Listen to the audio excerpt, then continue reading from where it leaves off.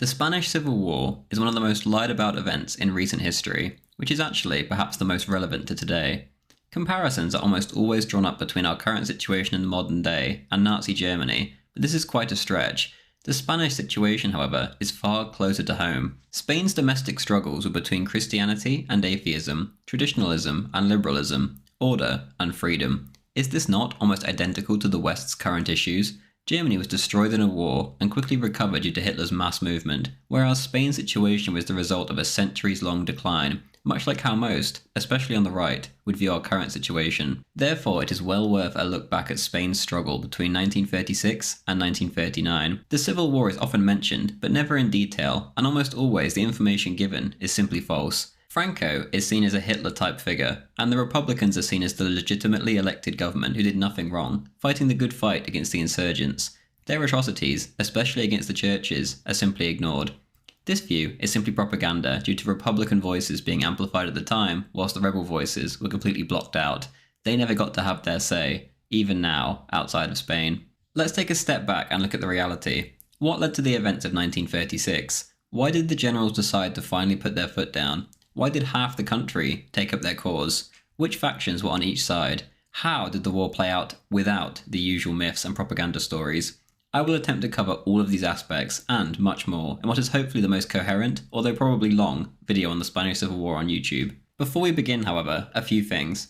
Firstly, whilst this video may be on a highly political topic, that does not mean that this video needs to be. This video is entirely a work of history, nothing more and nothing less, so please don't overthink it. Secondly, a big thank you to my Patreon, Subscribestar, and YouTube members who make these videos possible.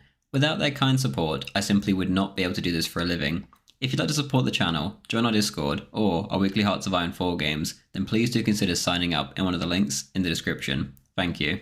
Lastly, I'd like to give a gigantic thank you to Antelope Hill Publishing, who provided me with several books for this video, and other videos. Without their excellent website, many sources would simply be lost to history, as many of the books they provide were decades out of print before they came in. One that I found invaluable for this video was Spain 1923 to 1948, Civil War and World War by Arthur F. Loveday.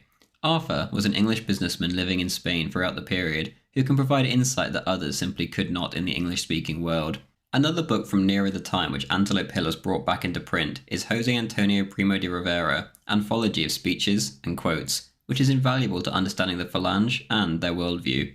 Except from these books, they have a wide variety about other aspects of Western history, which I can't recommend enough, given that I've now read almost half their entire collection. There's something for everyone on their site, and they've also kindly given me a code, ZoomerHistorian5, all lower caps, to share with you guys, which will give you 5% off any purchase on their site if you decide to check it out. The link to their website will be in the description.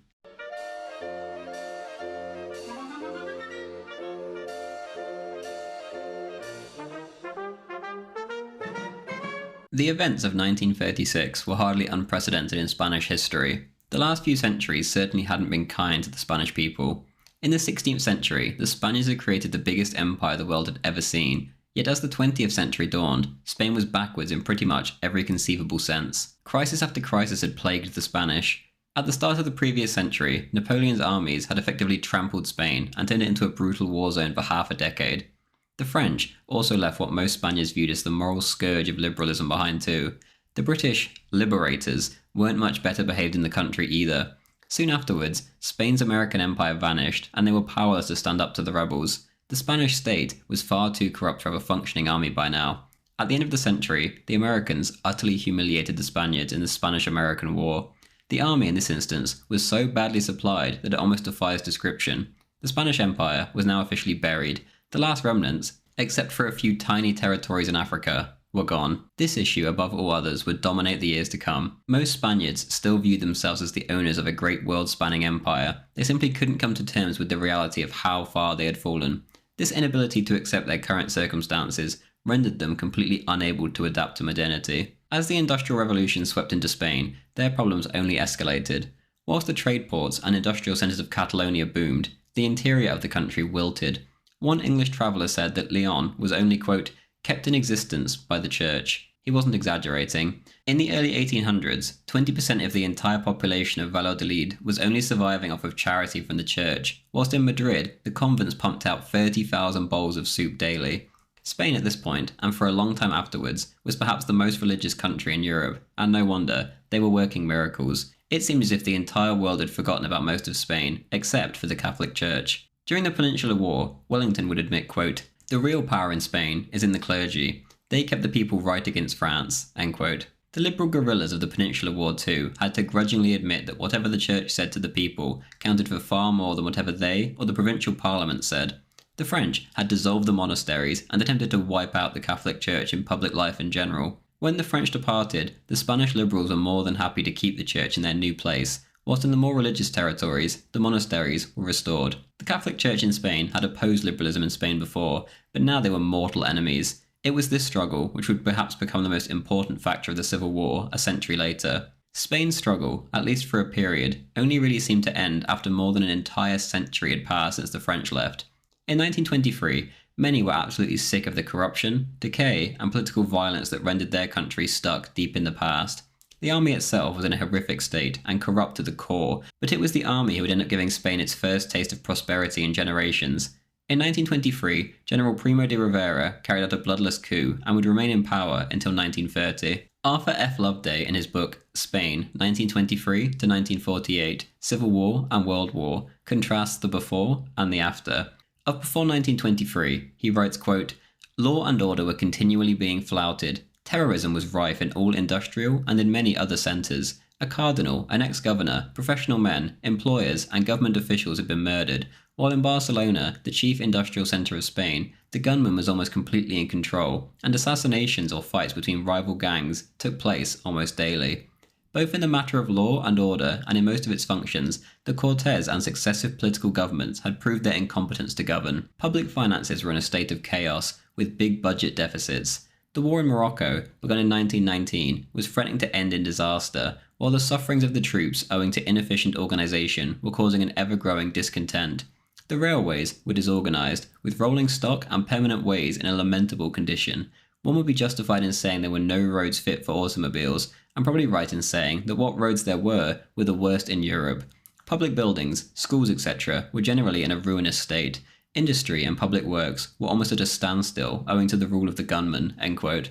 Loveday describes the differences by the end of Primo's reign. Quote, "Law and order were re-established and maintained without bloodshed, while agitators were either driven out of the country or in jail. Industry was more tranquil and prosperous than ever it had been before, or for that matter has been since the war in Morocco had been ended satisfactorily for Spain and with prestige to her arms. Public finances were in order, and there was a budget surplus according to the budget statements of the finance minister, Calvo Sotelo. The railways were universally acknowledged to be equal to the best roads anywhere in Europe," end quote. Despite all this success, however, at the end of the day, Primo de Rivera was politically naive, and this would be his undoing. No matter how successful he was unable to deal with the exiled agitators and their intrigues, aided every step of the way by the Soviets.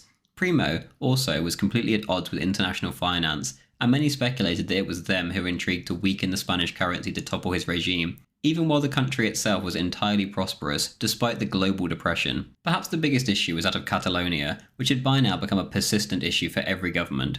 Primo repressed the Catalan language and tried to enforce Spanish unity, whilst the Catalans of course opposed this. The Catalan problem, as well as the Basque one to a lesser degree, can be described in the following terms. Some Catalonians believe they have a unique culture, identity, and language. To varying degrees, many Catalans want autonomy or independence because of this.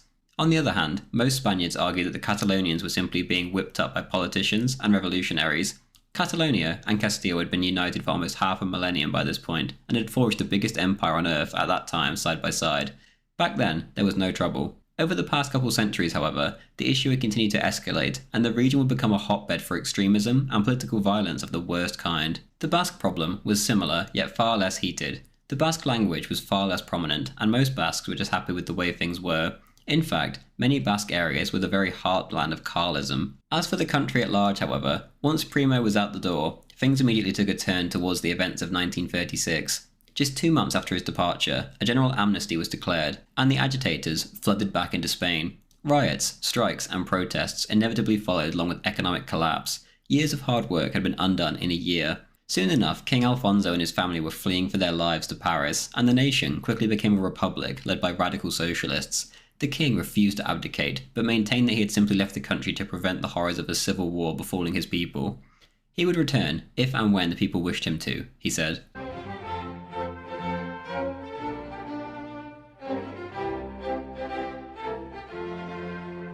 With the monarchy out of the picture, the socialists began to try to morph the country into an image completely counter to what the Spanish people themselves actually wanted. Quote, its attempt to seize by force the power it was unable to conquer by democratic or constitutional means, by an unholy alliance with all the most extreme and subversive elements, such as the FAI or Iberian Anarchist Federation, the Sindicato Unico or Anarchist Trade Union, and the extreme separatists of Catalonia, was defeated. End quote. It wasn't only the alliances of the government who were extremely questionable, but also the government themselves. 8 out of the 11 members of the original Republican caucus were Freemasons.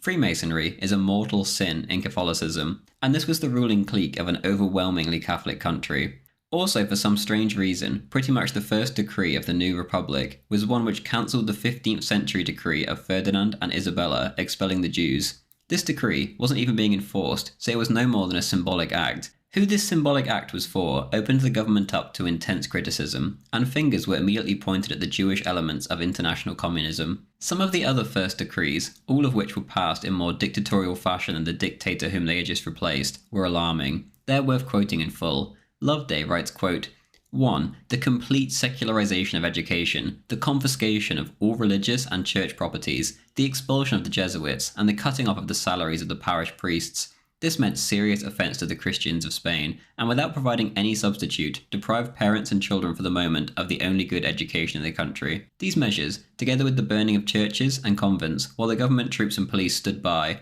gave the actions of the socialist government the aspect of a persecution of Christianity. 2. An agrarian law based on the Marxist doctrine that the land belongs to the peasant and not to its owner.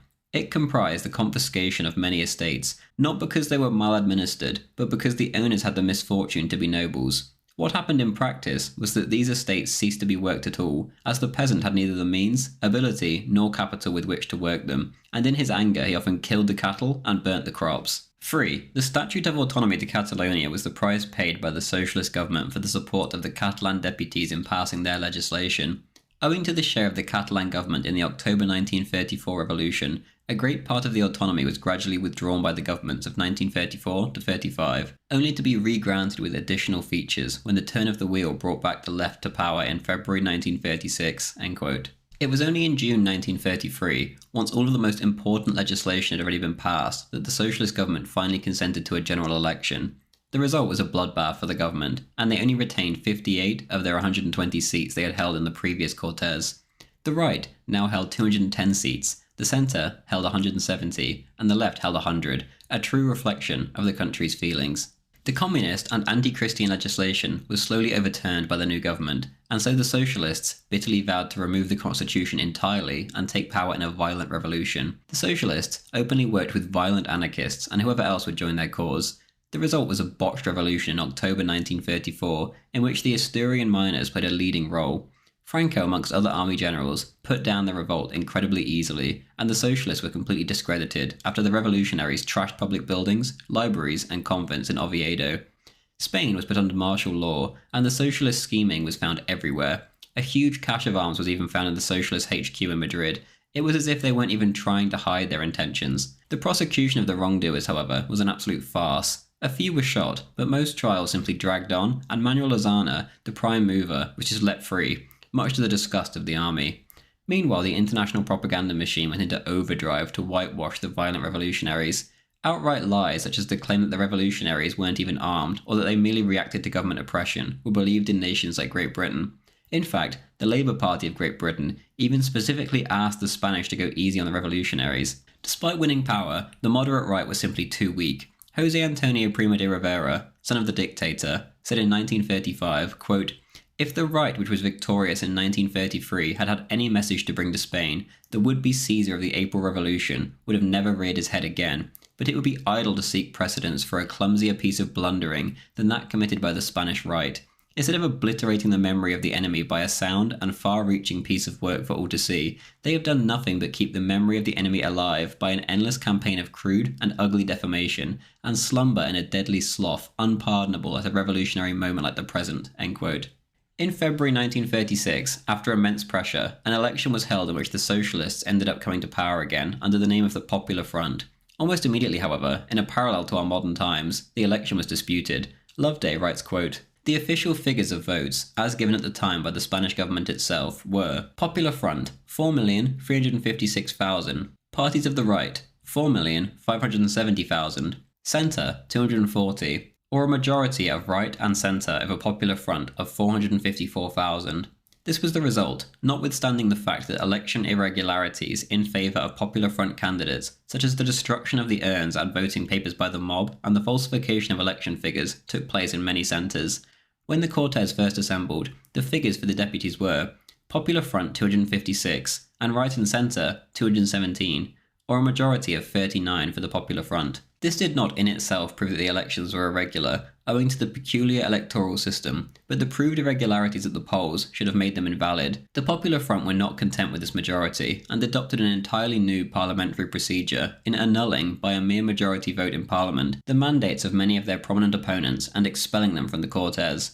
In this highly unconstitutional and undemocratic way, the Popular Front raised their majority to 118, end quote. President Zamora, the father of the revolution who had done all he could to prevent the right getting into power, wrote from his Paris retirement in 1937, quote, "In spite of the syndicalist reinforcements, the Popular Front obtained only a few, very few, more than 200 seats out of a total of 473. Thus it became the largest minority group, but did not secure a majority in Parliament. It managed, however, to obtain this majority by hurrying through 2 stages of procedure, in defiance of all legality and with utter disregard to scruple." End quote. Stanley G. Payne, in his history of the Spanish Civil War, wrote on the election issues, quote, "Balloting took place on February the 16th, 1936, at first in an orderly manner. By the evening, however, leftist crowds had taken to the streets in a considerable number of provincial capitals and other cities, interfering with the remainder of the balloting and registry of votes in at least 12 provinces. Claiming victory, in several cities, they broke into prisons and freed revolutionaries still in jail. In a number of electoral districts, leftist mobs either put an end to voting or destroyed the results of the balloting, which led to the repetition of voting in these areas between February the 17th and February the 19th. In such cases, rightist representatives either resigned from the boards conducting or verifying the results, or were forced out, and these repeat elections were swept overwhelmingly by the Popular Front. Pressure from leftist mobs was so great that a number of provincial governors and presidents of provincial assemblies, who feared being caught in another insurrection, resigned immediately and abandoned the electoral process before the votes had even been registered." End quote. Everyone with eyes could see as clear as day that the election was a farce. The left-wing government themselves embarrassingly even refused to publish the official results, as they showed a slight popular victory for the right. As for the irregularities, historian Roberto Villa Garcia came to the conclusion from his research that without the meddling, the actual result was 51% for the right and 44% for the left, a clear victory. The most remarkable part was that in March, an electoral commission was set up by the leftists and began redistributing seats to themselves under obviously false pretenses. The elections in Granada and Cuenca, both conservative provinces, were simply annulled. In May, the new elections in these 2 provinces were held, and right-wing candidates were prevented from running by extreme coercion, and these provinces too magically became victories for the left-wing Popular Front. Seats continued to be quite literally stolen until the left had enough seats to amend the constitution. The socialists and the left-wing extremists in general may have been gaining themselves masses of power by these sketchy methods, but they neglected the most important part of any government, the trust of the people. The corruption and the illegal manoeuvres were clear for all to see. For the Catholic majority of the country, it may have seemed like an impossible situation. Their country was fading away before their very eyes. Their fears were right. The new president, Manuel Azana, had only just been acquitted for his part in the 1934 revolution, and the new government's first move was to simply turn back the clock to 1933 in regards to the reforms against the church and landowners. Almost immediately the nation was consumed by state-sanctioned violence. Within 3 months of the new socialist government coming to power, 300 churches were burned, along with numerous other public and private buildings. The police and civil guards were simply ordered to stand down by the government. Meanwhile, the country was plagued by strikes, and the government would always take the side of the strikers and give them whatever they wanted. Quote, "Meanwhile, the employer was not allowed to close his works, and when rising wages, shorter hours, and other demands exhausted his resources, he was obliged to either hand over his work to the strikers or go to prison, for he was forbidden by law to close down." End quote. In March 1936, a general amnesty was declared for the revolutionaries of 1934. The government, once again, wasn't even hiding their far-left agenda. The country was descending into atheistic, communist anarchy, and this was just the beginning. Soon enough, the prisons, now emptied, were refilling with anyone who dared speak up for the cause of Christian Spain. The primary target was the Falange, a patriotic Christian movement led by José Antonio Primo de Rivera, son of the dictator. His movement was small, but growing rapidly, as many had lost faith in the more mainstream Cedar Party. José Antonio and his more extreme rhetoric were quickly beginning to make sense to Spaniards. The Falange was one of the few groups actually fighting back, yet they were fighting an uphill battle. Communists could essentially murder Falange members at will, and get away with it. There would usually be no raids, no investigations, nothing. Yet if a communist was ever murdered, the Falange were immediately assumed to be the culprits, their buildings were raided and shut down, and their leaders, not the culprits themselves, were arrested and given unpayable fines. Essentially, in a similar vein to our modern times, the left were let off the hook for essentially anything, while the right would just be collectively punished for everything, down to the tiniest infraction. Spain was broken. In fact, the left at this point could barely even be called Spaniards. José Antonio would secretly write from prison in 1936 to the armed forces, quote, "The slogans you have heard in the streets, not only 'Long live Russia' and 'Russia yes, Spain no,' but even the shameless and monstrous cry of 'Death to Spain.' For shouting 'Death to Spain,' no one has been punished so far, yet for shouting 'Long live Spain,' there are hundreds of people in prison. If this appalling truth were not a public property, one would not dare to write it for fear of being taken for a liar." End quote. The violence continued as the months ticked by, and the discontent grew and grew. The army and the civil guards were even under constant attack, as they were seen as the last supporters of law and order in the nation. Safe to say, intrigues behind the scenes were bubbling.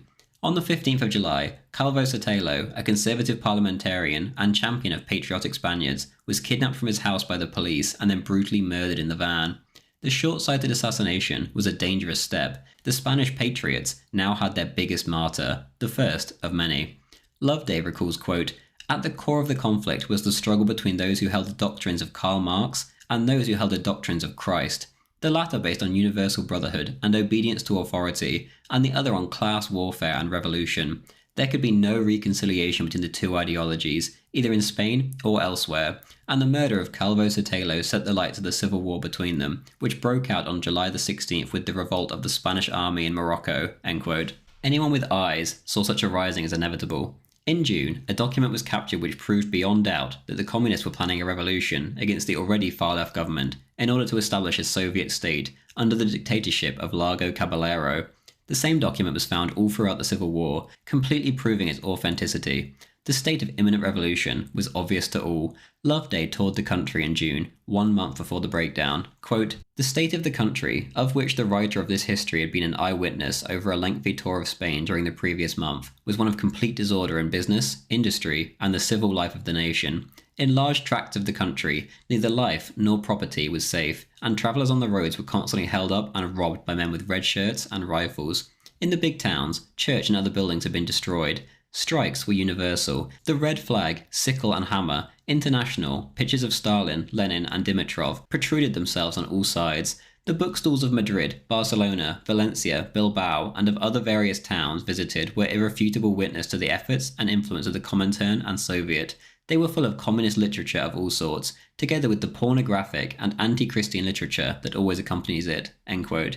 He continues on, quote, "Perhaps more significant and more important were the Red Militia to be found drilling in many parts of Spain in preparation for the coming communist rising of the proletariat, and as laid down in the secret document. These militia were called Red because they professed to follow Soviet Russia and wore red shirts. They were the military organizations of the anarchists and syndicalists who had been armed, if not by the government itself, at all events with their connivance, for no attempt was made to disarm them or keep them in control by the government, police or military. On the other hand, the army officers were constantly subject to hostility and insults on the part of the mobs, who always appeared to have the support of the government when any incident took place." End quote.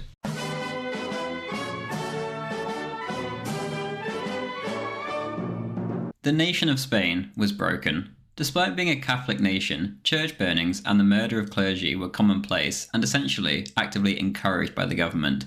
The Vatican and church leaders had even offered an extremely generous compromise of an American-style separation of church and state, yet this wasn't enough for the leftists, and it was rejected. They were dedicated to completely stamping out Catholicism, root and branch. By the time war was about to break out, religious services in parts of the country were simply suppressed and not allowed to go ahead. The Jesuits had been expelled in a bid to make education a state monopoly, and in the same vein, almost all of the Catholic schools in the nation had been closed. Many of these schools were simply taken over by force or burnt down. When we think of a revolution, we think of perhaps France or Russia, in which there is either extreme violence or civil war, yet the reality is that revolutions build up slowly. In Spain's case, for the last half-decade there had been a very real and very visible revolution going on in the nation. The cards were completely stacked against patriotic Catholic Spaniards. By this point, there seemed to be only one solution to save Spain before she fell to atheistic anarchism, or communism forever. The problems were everywhere. By the time rebellion did break out, 5% of the landed property in the country had been confiscated, most of it illegally, by the most extreme elements of the Popular Front. The government simply did nothing, and then recognised the new order, ex post facto. In simpler terms, communism had literally taken over parts of Spain, and the land was being redistributed. Those that didn't have their land seized had problems of their own. By July, rural labour costs were up 50 to 60% from the ridiculous laws the new government had passed.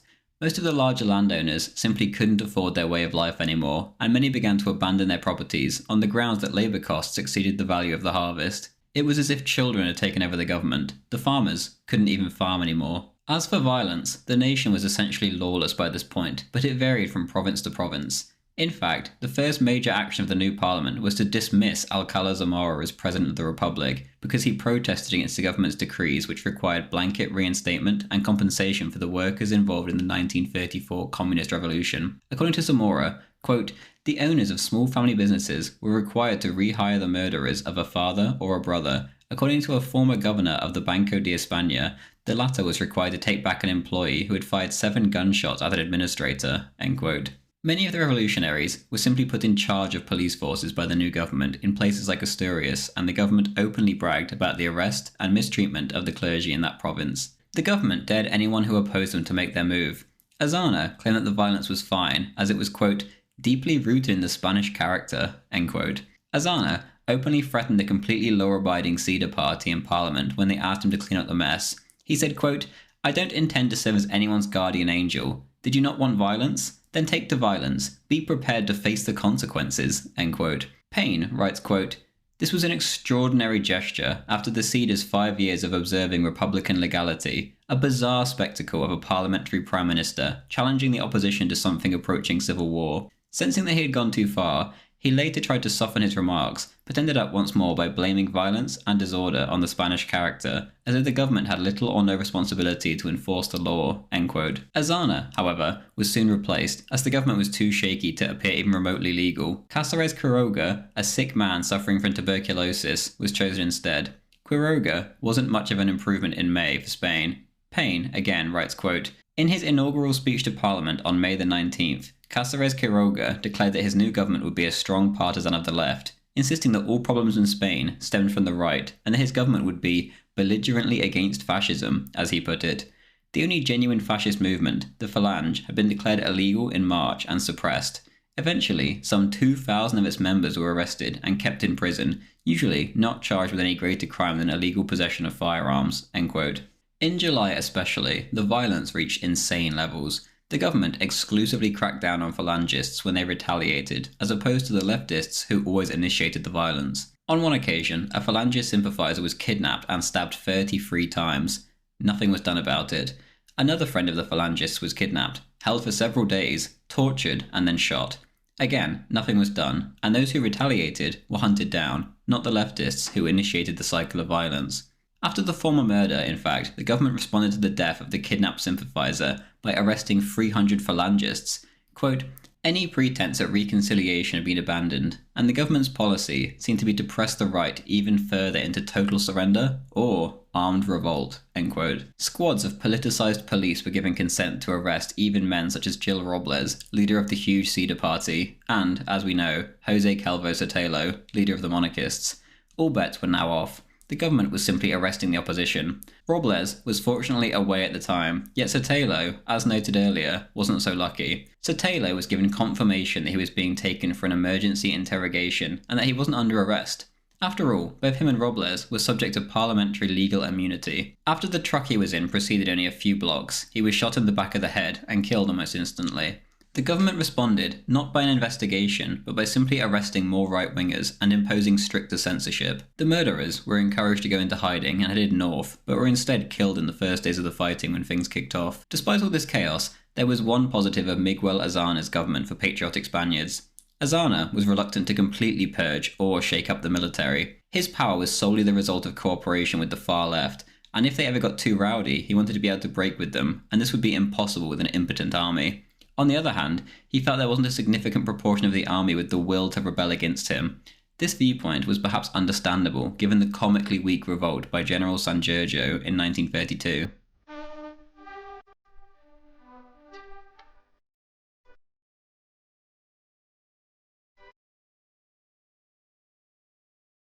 The writing was now on the wall.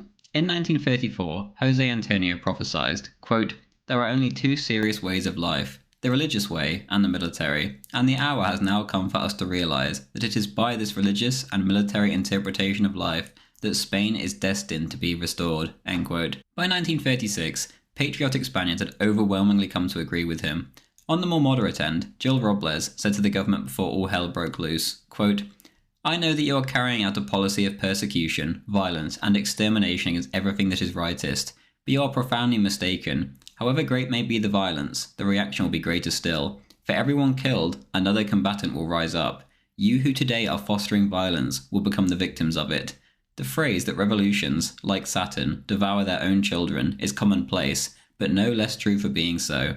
Today you are complacent because you see an adversary fall, but the day will come when the same violence that you have unleashed will be turned against you." End quote. The far left, too, saw civil war as inevitable. Largo Caballero's newspaper Claridad ranted after the murder of Sotelo, quote, "They don't like this government? Then let's substitute a leftist dictatorship for it. They don't like the state of alarm? Then let there be all-out civil war." End quote. The Prime Minister, Cáceres, openly wanted a revolt to kick off. He was quoted as telling a leading communist, quote, "That frail, sickly man with feverish eyes tried to convince us that the government was in control of the situation and that the danger was not that great.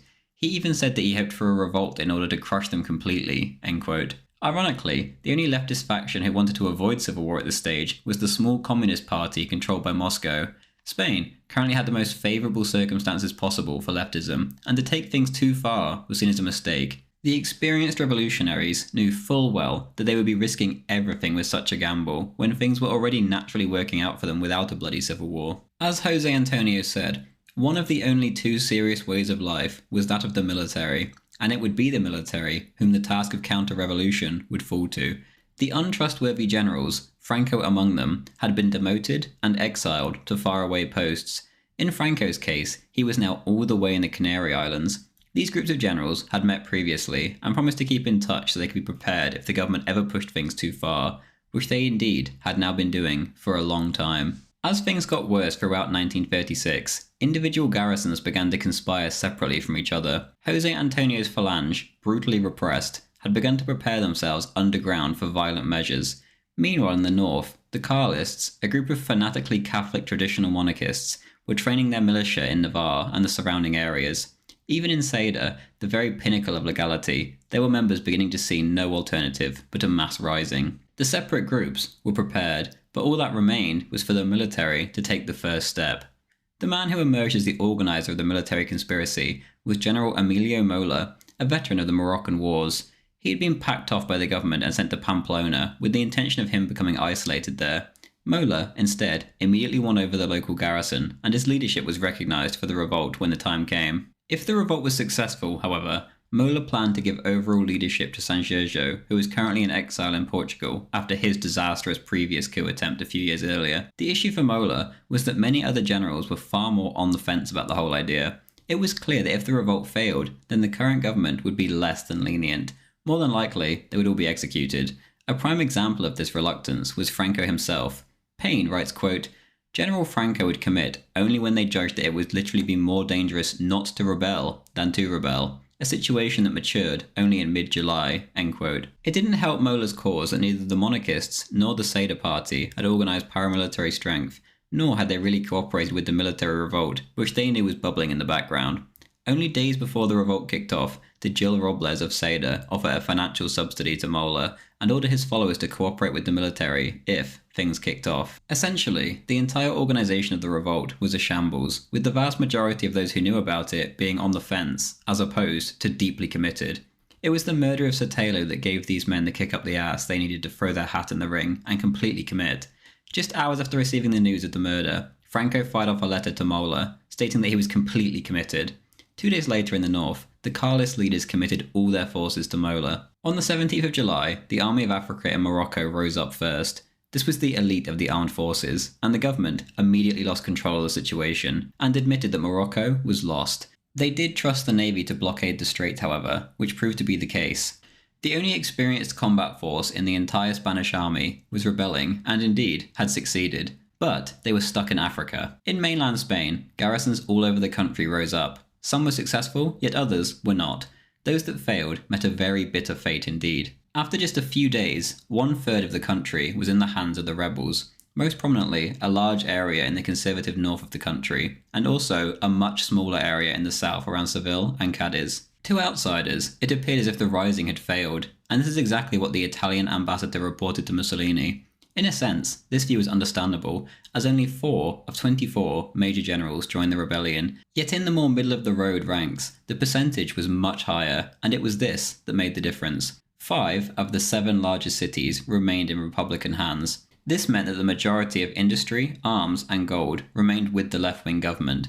The third factor was by far the most important, as Spain held the 4th largest gold reserves in the world, despite being a rather undeveloped country in the modern sense. In terms of actual men, the government managed to maintain about half the army in Spain itself, 2/3 of the navy, and the overwhelming majority of the air force, which they used to full effect over the coming months, bombing rebel population centres with impunity. To strengthen their manpower advantage, the government began to arm the far-left militias, and pretty much anyone who wanted to fight. That this might have a clear downside and create massive disorder seemed to be overlooked.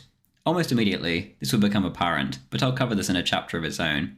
Essentially, the Republican zone turned into an area of complete unruliness and mass violent revolution. Payne writes, quote, "A paradox of the Spanish disaster was that whereas the insurgents had attempted a preemptive strike to take over before a full revolution broke out, the response of the left Republican government was to empower that very revolution, which began to cover nearly 2/3 of Spain." The third and conclusive aspect of this paradox was that in turn, the revolution helped save the insurgent cause because its fixation on atrocity and pillage massively diverted energy from the military conflict, while the horrors of violent revolution on the march swung the sympathies of most of the middle and lower middle classes, and nearly all of Catholic society, to side with the insurgents, giving them mass support in some parts of the country." End quote. The army units that the government had at its disposal, too, were completely sabotaged. Payne, again, writes, quote, "Following the outline sketched only a few days earlier by Largo Caballero, the government officially dissolved all rebellious army units, which had no effect at all on the insurgents, and only weakened discipline in loyal units. The greater number were regarded with such suspicion that they were also dissolved, leaving few more than 10,000 organised troops to fight for the left. In the first weeks, the government and the revolutionary leaders made up combat columns consisting of the remnants of loyal army units, of the civil guard and assault guard, and of new volunteer militia. The military effectiveness of such columns varied, but was usually limited. Inexperienced, untrained, poorly commanded, and weakly disciplined militia possessed scant combat potential. At wages of 10 pesetas, more than $1 per day, they were the most highly paid infantry in the world, but generally lacked cohesion. If rebel resistance was weak, certain districts were conquered, but wherever the insurgents possessed any strength, the Republicans were usually stymied or fell back." End quote. The opposite was the case on the rebel side, as their militias were far more effective. The 20,000-strong Carlist Requetes in the north were devout Catholics, whom were extremely disciplined, determined, and combat-ready. They were ready to die for the cause, and had been preparing for this day for generations ever since the Carlist wars of the previous century. Colonel Reid described his Carlists as men, quote, "with faith in victory, with faith in God, one hand holding a grenade, the other a rosary." End quote. Peter Kemp, an English volunteer with the Carlists, recalls how on one occasion his aim was hindered by the priest shouting in his ear to kill more of the atheist rabble. The Phalangist militia too were quickly incorporated. Their numbers eventually reached that of the revolutionaries on the left, but this came with the downside of extremely varied effectiveness as compared to their Carlist counterparts. In the north, the rebel position was relatively secure. The north was a staunchly Catholic land, and they provided the rebels with whatever they needed. There was no need to guard the supply line, and the area was easy to hold down. Outside of the north, though, it was quite a different matter. Mola was never going to be able to win the civil war alone, and the entire ordeal rested on the shoulders of Francisco Franco and his ability to work his magic with his beloved Army of Africa. It was one day after the initial rising in Morocco that Franco managed to get himself over there from the Canaries, thanks to a kind Englishman who allowed him to use his plane. Almost immediately, however, the blockade proved a gigantic hindrance to him. Only 700 troops managed to make their way across in the 24 hours before it was set up. As noted, it was actually General Sanjurjo who was meant to be at the head of the rebellion, but on the 20th of July, he died in a plane crash coming back from his Portuguese exile. He proudly proclaimed that he was on his way to become Caudillo, yet insisted on overloading his plane with his vast luggage, and it crashed. Franco now assumed an even greater role that he was to have anticipated. For now, he exercised independent command in Morocco, whilst Mola set up a junta in the north led by General Cabanelas. To counter the blockade, Franco sent emissaries to Germany and Italy seeking assistance. Almost immediately, independent of each other, they accepted and agreed to send over a small amount of planes and weapons. Most important of all was the squadron of Junker's transport planes, which would be used to transport the Army of Africa into the southern nationalist zone in Spain itself. During this process, the Republican fleet showed themselves to be completely inept, which made sense given that revolutionary sailors had executed most of the admirals, or tied them up and thrown them overboard, in order to take charge themselves. The nationalists' daring operation went off without a hitch. Franco was the very definition of cautious, yet in this instance, he felt he had no choice but to take the leap, and was richly rewarded. By the end of September, 16,000 troops were across, and waves of new volunteers of mostly ethnic Moroccans began to come over the following month. Meanwhile, Franco began his daring march on Madrid in early August. Soon enough, he was widely recognised as the most important of the rebel generals, and quite rightly so. Soon enough, he would be accepted as the supreme leader. It wasn't just Madrid that Franco had to worry about, however, and it was here where his cautiousness would be useful. He had to focus on consolidating his position and building up the infrastructure in the area from scratch. There was also more isolated nationalist pockets, like the one at Granada, which he needed to link up with. It was also important to create a land bridge between the north, where Mola was horribly low on ammunition and needed desperate assistance. Other issues kept cropping up too, which endlessly delayed the march on Madrid. Payne describes Franco's style of warfare, quote, "Throughout the war, Franco would err on the side of careful logistics and methodical advance, while shoring up secondary fronts whenever they were attacked, to avoid even a temporary defeat in any sector. This was not merely a military, but also a political and psychological calculation. It has been said that amateurs do strategy, while professionals do logistics. And Franco, a professional, certainly did logistics, but he dispersed his forces to the expense of strategic imagination and concentration of strength, his two principal limitations as commander." End quote. In the Russian Civil War, the Whites and Reds made gigantic sweeps into each other's territory, with extremely little logistical support or reserves. As a result, the offensives were often swept back just as fast as they had swept forward. In the end, the entire White Russian front collapsed due to this problem. In Spain, Franco was clearly trying to avoid this exact mistake, and as a result, he never once had to conduct a retreat. As for the push on Madrid, Franco's elite Army of Africa units led the way and were obliterating far larger Republican militia units with ease. He would often use flanking maneuvers, which completely sent the inexperienced and cocky militia units into disarray, and he would end up inflicting grossly disproportionate casualties on the Republicans as a result. On the other fronts, the balance between army and militia on both sides were far more balanced, but here the Republicans were getting completely blown away by Franco's experienced elite units. By the 3rd of September, the Nationalists had taken Talavera, just 120 kilometers away from Madrid. Panic ensued in the capital. Soon enough, though, Franco decided to focus his efforts elsewhere. In Toledo, not far from Madrid, the Epic of the Alcazar was taking place, in which a small group of nationalist defenders held off against overwhelming Republican force in a months-long siege. The siege was one of many, but this one particularly had become an international media spectacle. The siege held immense sway with the nationalist forces themselves, and had taken on a religious element. Inside the castle, a statue of Charles V was hit by an explosive round, but it deflected the blow in what the defenders took as a sign from God.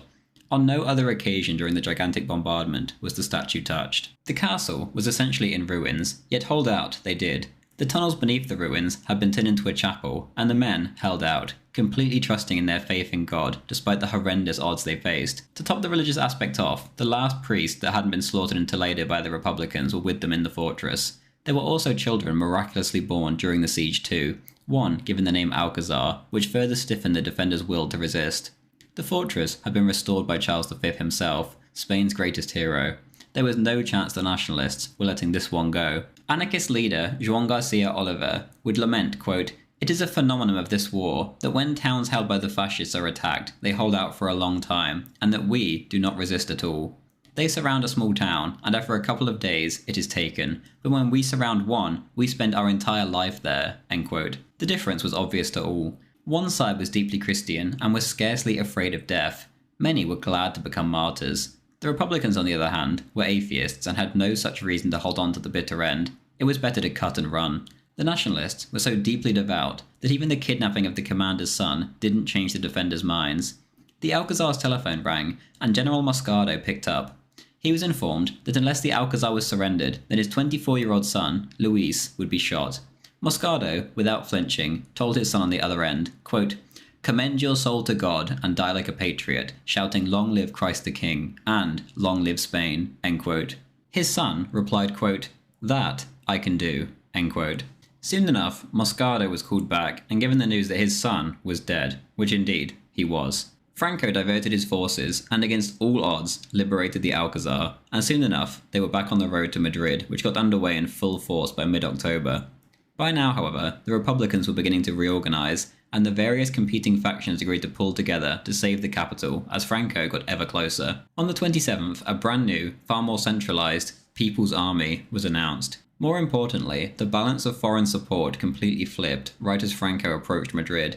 He had received arms and aerial support, yet now the Republicans were being flooded with guns too, as well as hordes of the Comintern's international communist volunteers from all over the world.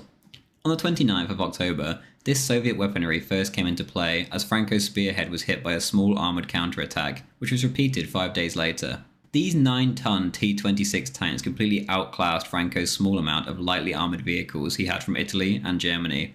The issue was, however, that both counterattacks became failures as the Republicans simply lacked the training to coordinate infantry assaults and artillery with a rapid tank advance. The nationalists dealt with the tanks by the ingenious usage of Molotov cocktails, which the Finns would use against them too 3 years later, where the device got its name.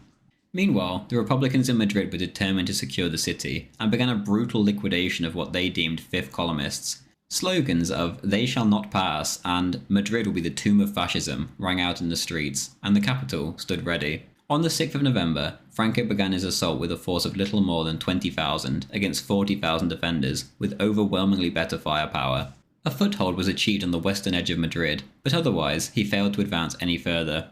Meanwhile, the new People's Army of the Republic was effectively useless on the offensive, much like its militia predecessors. The Republicans could not be dislodged from Madrid, but whatever ground Franco gained could also not be retaken either.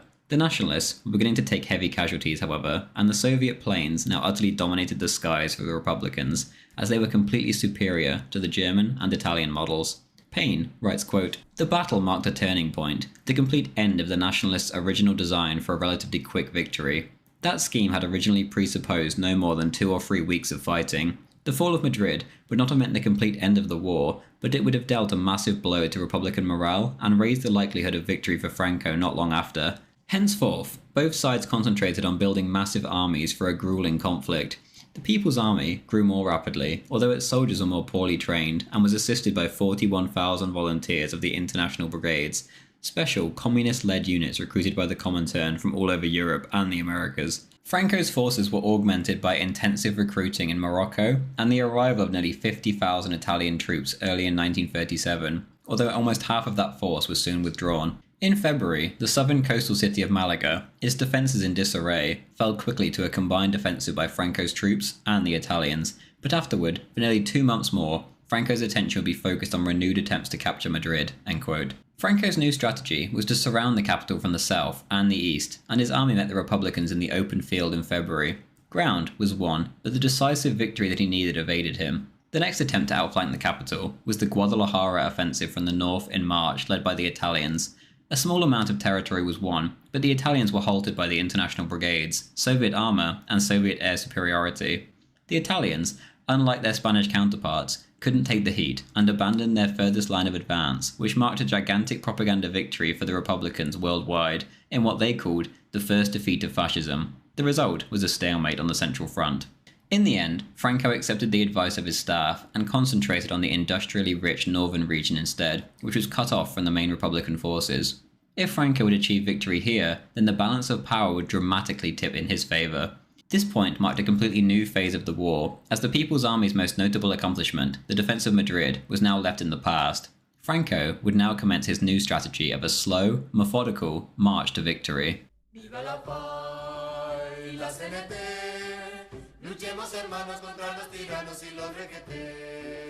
From the outside looking in, the rest of the world saw a civil war. One side versus the other. Two armies facing each other.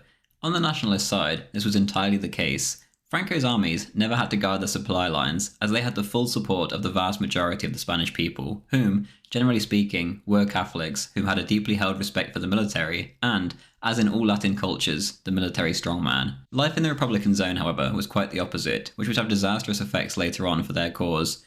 Payne writes, quote, "Once they were armed, the revolution, rather than the war, drew the main attention of the workers' movement for weeks. Even though thousands of workers volunteered for frontline militia and sometimes battled bravely, albeit with little skill, they represented no more than a small minority of the membership of the revolutionary organizations, as most of their fellows dedicated themselves to seizure of economic facilities, large-scale pillage, arson, and massive violence against civilians." End quote. The transition into complete lawlessness and anarchy was immediate upon the outbreak of war. Things were bad before, but at the flick of a switch the remnants of the Republican institution melted away. Horatio Prieto, secretary of the CNT's National Committee, later admitted, quote, "We proceeded immediately to dictatorship. Not even the Russian Bolsheviks themselves, in their first phase, were so quick to implant absolute power as the anarchists in Spain." End quote. Andrew Nin, acting leader of the POUM, spoke in the exact same vein and said that Spain was undergoing, quote, "a more profound proletarian revolution than the Russian Revolution itself." End quote. Clara Compamore, the country's main champion of women's suffrage and right to divorce, wrote of the first few months in the Republican zone, quote, "Madrid presented an astonishing appearance, middle-class people saluting with the clenched fist and shouting the communist greeting on every occasion in order not to look suspicious. Men in worker overalls and sandals copying the uniform of the militia, women without hats, and in old, worn-out clothing, a complete invasion of ugliness and the moral, more than material, misery of people who humbly asked permission to survive. The people who in normal times filled the streets and the terraces of cafes were either in disguise or 6 feet under." End quote. Essentially, all involved were entirely open about the reality on the ground, yet all of them maintained a veil of silence in regards to foreign relations, as propaganda was so important to the Republican cause. On the outside, it appeared as if the Republic was fighting for its life. Yet on the inside, the Republic was dead and buried, along with the tens of thousands of victims of the leftist terror sweeping the entire Republican zone. On the 4th of September 1936, a "Government of Victory" was announced by Largo Caballero. The issue with this extreme leftist government, however, was the same as always. They all disagreed on what the revolution actually looked like. Anarchists, communists, socialists, Basque nationalists, and slightly more moderate left-wing Republicans were all thrown into a bag and mixed together, and everyone just hoped for the best. Each element continuously argued with the other, and the entire alliance was held together by a thread, that thread being the united war against fascism, as they called it. These disagreements became material when it came to dividing the spoils. In Russia during the revolution, about 20% of all the farmland in the communist zone was taken over. In the Spanish case, it was 40%. 54% of this stolen land was then organised into collectives. Collectivization varied from state to state, but by far the least revolutionary was the small part of the Basque country not occupied by the nationalists. The Basques were split 3 ways. 1/3 supported Franco, 1/3 supported the revolutionaries, and 1/3 supported Basque nationalism. The latter, despite being Catholic and non-revolutionary, chose to throw their hat in with the revolutionaries, and were given particular scorn by the nationalists for this reason, especially so since the north was very Carlist territory. In the province of Ciudad Real, on the other hand, 99% of the land was collectivized. In eastern Aragon and the small area of eastern Extremadura that the revolutionaries held, there was almost total collectivization as well. How each province fared depended on which aspect of the revolution was in charge. In the centre and eastern Aragon, the CNT was in charge, who were anarchists. In the east and southeast, UGT ran the show, who were socialists. In smaller areas, the POUM were in charge, who were more Trotskyist-leaning communists, yet had been disavowed by Trotsky. The more mainstream communists, too, had an increasingly growing presence due to all of the support from the Soviet Union. CNT collectives were generally the most radical, which included attempts to ban money. UGT collectives tended to be run more as moderate cooperatives. The results of collectivization were immediate. The goal of most collectives was self-sufficiency, and given that many of the experts had been killed as their property was stolen from them, food production went off a cliff. By the end of the war, the Republican zone was facing famine conditions. More broadly, when it came to other businesses, things went off a cliff too. There was now far less work discipline, increased absenteeism, and often even sabotage. It was as if many of the revolutionaries weren't even trying to win the war, but were instead acting out a sort of left-wing utopian fantasy simulator in their own little world. Much of this absolute mess has been memory hold now due to how the revolutionaries chose to portray their cause abroad. Payne writes, quote, "The massive violence attending the revolution quickly gained the wartime republic a negative reputation, and some of the more moderate Republican leaders on the one hand, and the Soviet and Comintern bosses on the other, insisted that the most useful strategy abroad would be to deny that the revolution even existed. Assistance from the Western democracies seemed much more likely if the wartime republic could be presented in international propaganda as simply a parliamentary democracy based on private property, similar to other Western democracies. The result was what Burnett Bollerton called the Great Camouflage, denial that the revolution even existed, a position that became a staple of Republican and Comintern propaganda. The Spanish Revolution became the revolution that dares not speak its own name." End quote. In the nationalist zone, when it came to everyday life, things were quite the opposite. Catholics rejoiced as they could go back to the life they desired. Crucifixes were put back up in classrooms, and religious fervour was at an all-time high. Visitors to the nationalist zone, both during and following the war, reported on the absolutely overwhelming church attendance rates. It was a true religious revival in the 20th century. The support among the people for the nationalists was so high that, as stated, Franco didn't even need to guard his supply lines. Another important aspect of the revolution in Spain is of course the terror it produced, which is such a big topic that I may potentially make a separate video on it. Ernest Nolte said of the early days of the revolution, quote, "What the unsympathetic outside world saw in Red Spain was above all chaos and Bolshevik terror. Poorly dressed masses, armed with guns, filling the streets, atrocities in which political enemies were executed, undisciplined mobs of anarchists, mummies of nuns dragged from their tombs and placed for exhibit in the streets, violent expropriations, forced collectivization." End quote. It's no wonder that the left chose to change their tone for a foreign audience. Almost as soon as the war kicked off, the executions followed. On the 19th of July, the first recorded executions took place in Madrid, and many more followed the next day. Soon enough, brutal reprisals were taken in areas occupied by the rebels themselves. In the major cities, the leftist parties formed specially made death squads, and in Madrid there was even Checkers, named after the horrifying state apparatus that carried out the Red Terror in Russia. These Checkers were specially authorized by the Republican government authorities on occasion, not even just the revolutionary groups. The official Republican police and security forces even often participated, and the work of these death gangs were publicly praised by newspapers all over the Republican zone. It's worth noting the nationalist form of repression too. Franco publicly warned the Republicans that the stronger the resistance to his revolt, then the harsher the punishment would be. Letters to this effect were even dropped into Madrid during the initial attack on the city. In terms of scale, during the war the nationalist terror was far less prominent than the red one, due to the overwhelming support for the nationalist cause among the public, so obviously there wasn't much of a public to punish. There were summary court-martials in some districts, which were handled rather professionally, but in others the phalangists especially were given limited autonomy by local military commanders to engage in smaller-scale repressive acts of their own. David Wilkinson described the difference between the two sides quite simply, quote, "Nationalist repression, being more thorough and continuous, was more carefully directed at political activists, rather than at symbolic class enemies." End quote.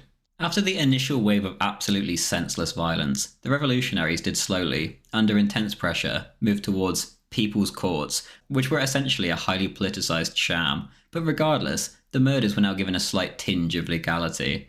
The goal wasn't to end the repression, but to channel it. It took a long time to get there, however, and the biggest round of killing was all the way in November 1936, in which 2,500 executions were ordered in Madrid alone. By the following month, though, the reorganized Republican forces, or what was left of them, were able to gain greater control. The nationalists, too, reformed their methods of doing things after 2,000 were executed once they seized Malaga in February 37. After this, the number of victims in the nationalist zone fell dramatically. The location with the most killings was easily Madrid, in which 10,000 were murdered by the revolutionaries. As mentioned earlier, it was November 1936 where this underwent its most brutal stage. Indeed, this was the month where Jose Antonio Primo de Rivera was given a sham trial and executed. Payne writes, quote, The largest number of killings, amounted to perhaps as many as 10,000, took place in Madrid, where, unlike the situation elsewhere, the most intense phase occurred in November 36. By that point, the city's prisons held more detainees than any other site in either zone, hundreds having been sent to the capital from other districts, especially from the south. The Junta de Defensa, given command of the city, judged that the thousands of prisoners constituted a major security risk. Apparently with Soviet encouragement, the communists, socialists, and anarchists who controlled the junta agreed on the immediate execution of all fascists and dangerous elements among the prisoners without even a summary trial, and by mass Soviet-style executions, which has led some commentators to call this the Spanish Katyn. In the next month, approximately 2,500 people were executed under the command of Santiago Carrillo, Councillor of Public Order, and dumped into pits in the vicinity of Paracuelos de Jarama and other sites east of the capital. In an attempt to discourage any publicity, Soviet authorities then carried out a second atrocity. The International Red Cross had dispatched Dr. Georges Henri to Madrid to report on humanitarian conditions.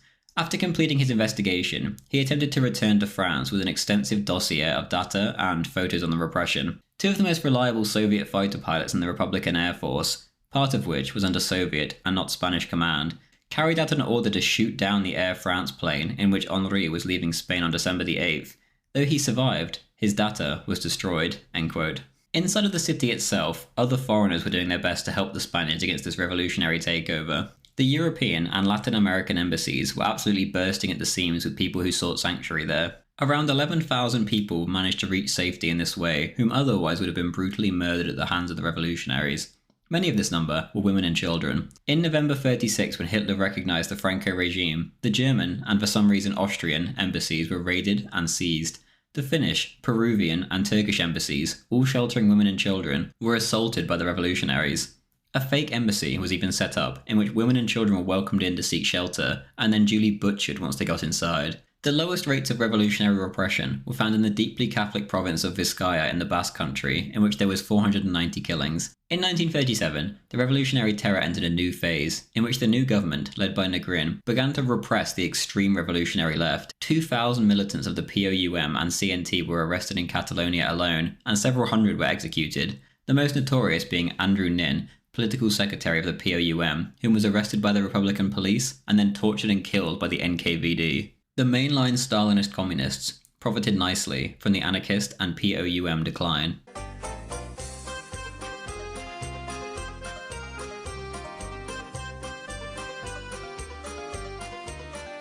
In the Russian Civil War, the Orthodox Church was seen as one of the prime enemies of the communists. In the Finnish Civil War, the white militia were mostly Lutheran farmers, and this meant a great deal given that their opponents were atheistic communists. In Spain, the issue was even more pronounced, and in a way, ended up being a war in which one of the primary aspects being fought for, if not the primary one, was Catholicism itself. A great deal of propaganda has gone into justifying the intense anti-clerical violence of the Republic. The most common justification is that the Church held tyrannical public power, but this is just patently untrue, as Church and state had been separated for 5 years by 1936, and the Catholic Church had lost almost all of its economic resources and was in dire straits. The reality is that Catholicism was the spiritual head of the traditional order, and for that reason, the revolutionaries wanted to crush the Church in Spain, root and branch. It was an unprovoked and violent attack on a practically defenceless target, yet it was seen as necessary to crush the old order. The attacks on the Church in 1936 were nothing new. In 1909, 1931, and in spring 1936, before the actual rising itself, churches had been burned on a gigantic scale. The data for attacks on church properties goes as follows: 101 attacks in 1931, 15 in 1932, 70 in 1933, 25 in 1934, 2 in 1935, and 208 in the first 6 months of 1936. In 1934, this had been ramped up a level as priests and teenage seminary students in Asturias were targeted and executed in the revolutionary uprising there. In 1936, things reached an entirely new level. If the clergy were an ethnic group, then it would have been deemed a genocide. A vast amount of revolutionaries in the Republican zone literally wanted to kill every single one of them. Payne writes, quote, "Despite all the rhetoric about extermination, the only social sector marked out for extermination as such by either side was the clergy by some of the revolutionaries in the Republican zone." End quote. To show the sheer size of this mass murder, you only need to look at the Jacobin phase of the French Revolution, in which 2,000 clergymen were slain. In Spain, over 3 times this number were killed, whilst the number of clergymen in the two countries were roughly the same. In France at the time, too, the church was far, far more powerful than the church was in Spain in 1936. The final tally is as follows: secular priests, 4,022, regular clergy, 2,376, nuns, 282, seminarians, 95, bishops, 12, apostolic administrator, 1. This gives us a total of 6,788 total members of the clergy killed. Percentage-wise, this is nearly 10% of the total clergy. In terms of male clergy, the total was over 20%. This figure is also only taking into account Spain as a whole. If we were to focus purely on the Republican zone, then you're looking at a far greater figure than that. It's also worth noting that it was exclusively the Catholic clergy who were targeted, not Protestants. Payne writes, quote, "The tiny Protestant minority, scarcely 0.1% of the total population, was in some cases identified with the left. Most Protestant churches in the Republican zone remained open. Persecution of Protestants was a feature of the Nationalist zone, where there were increasing restrictions and where a small number of Protestant ministers were executed." End quote. Julio de la Cueva observed the methods used to kill these 6,788 victims. Quote, "Others were hanged, drowned, suffocated, burned to death, or buried alive. On many occasions, victims were tortured, at times in shockingly sophisticated ways. Mockery, insults, blasphemy, and coercion to blasphemy were very common parts of the torture, which could also include forcing victims to strip naked, beating, cutting, skinning, and mutilation. In the case of mutilation, there was a morbid fixation on genitalia. All these rites of violence performed on the clergy further contributed to dehumanizing people whose humanity had long ago been denied by anti-clerical discourse, and, at the same time, facilitating conditions for guilt-free massacre. The combination of cultural and sexual references, ritualized violence, and humiliation of the victim, who was no longer a human being but an animal, reached its most exact expression in instances of priests being treated like pigs at the slaughterhouse or bulls in the bull ring. Finally, irrespective of the death they suffered, the corpses of the clerics were likely to be dragged through the streets, exposed in public places, or desecrated in many other ways." End quote. It wasn't just the people themselves who were destroyed, but the church's property. Countless priceless works of art were ruined. The total value of these works was completely incalculable, as more importantly, these works of art were the very cultural heritage of Spain itself, and their loss was bitterly felt. On top of this, churches were occupied or partly destroyed by revolutionaries, who would stage mock sacrilegious rituals wearing the garments they found whilst looting.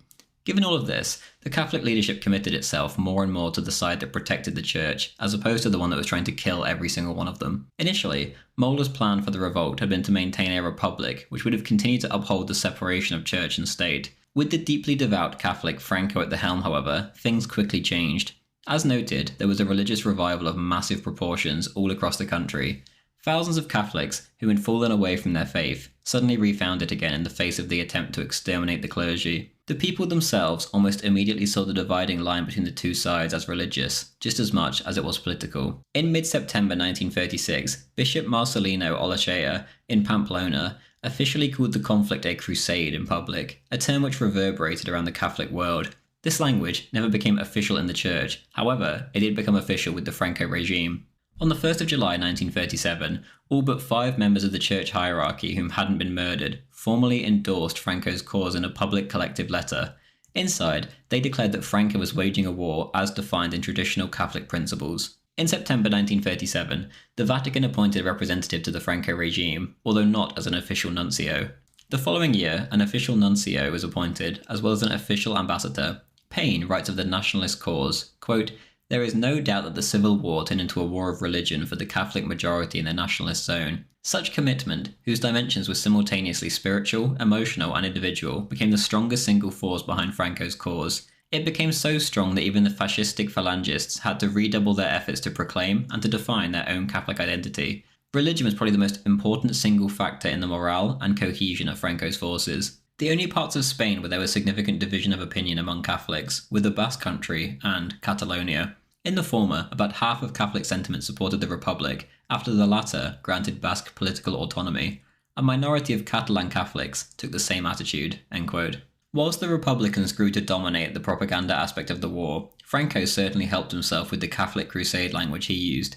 In America, where the propaganda machine was incredibly effective, Catholic sentiment was split.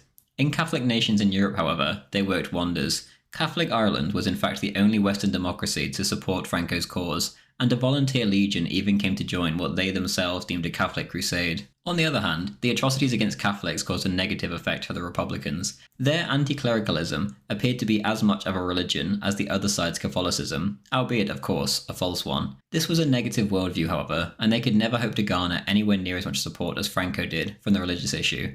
Payne again writes, quote, "It put the left on the defensive for much of the war, its greatest single weakness in the struggle for world opinion, although the religious persecution became a boomerang for the left, strengthening their enemies more than their own cause." End quote. By the time the end of the war came around, the church was restored to an even greater position than it held under the rule of Alfonso VIII before he fled the country. The blood of all those whom lost their lives for the cause of Catholicism became a basis for a new Catholic revival, which continued in its intensity all the way into the 1950s. In 1987, the Vatican officially beatified 489 martyrs of the Spanish Civil War, the largest single beatification in Catholic history. When all was said and done, the Catholic revival that had taken place in Spain during the Civil War and in the following decades was by far the most successful revival of traditional Christianity in all of the Western world throughout the 20th century.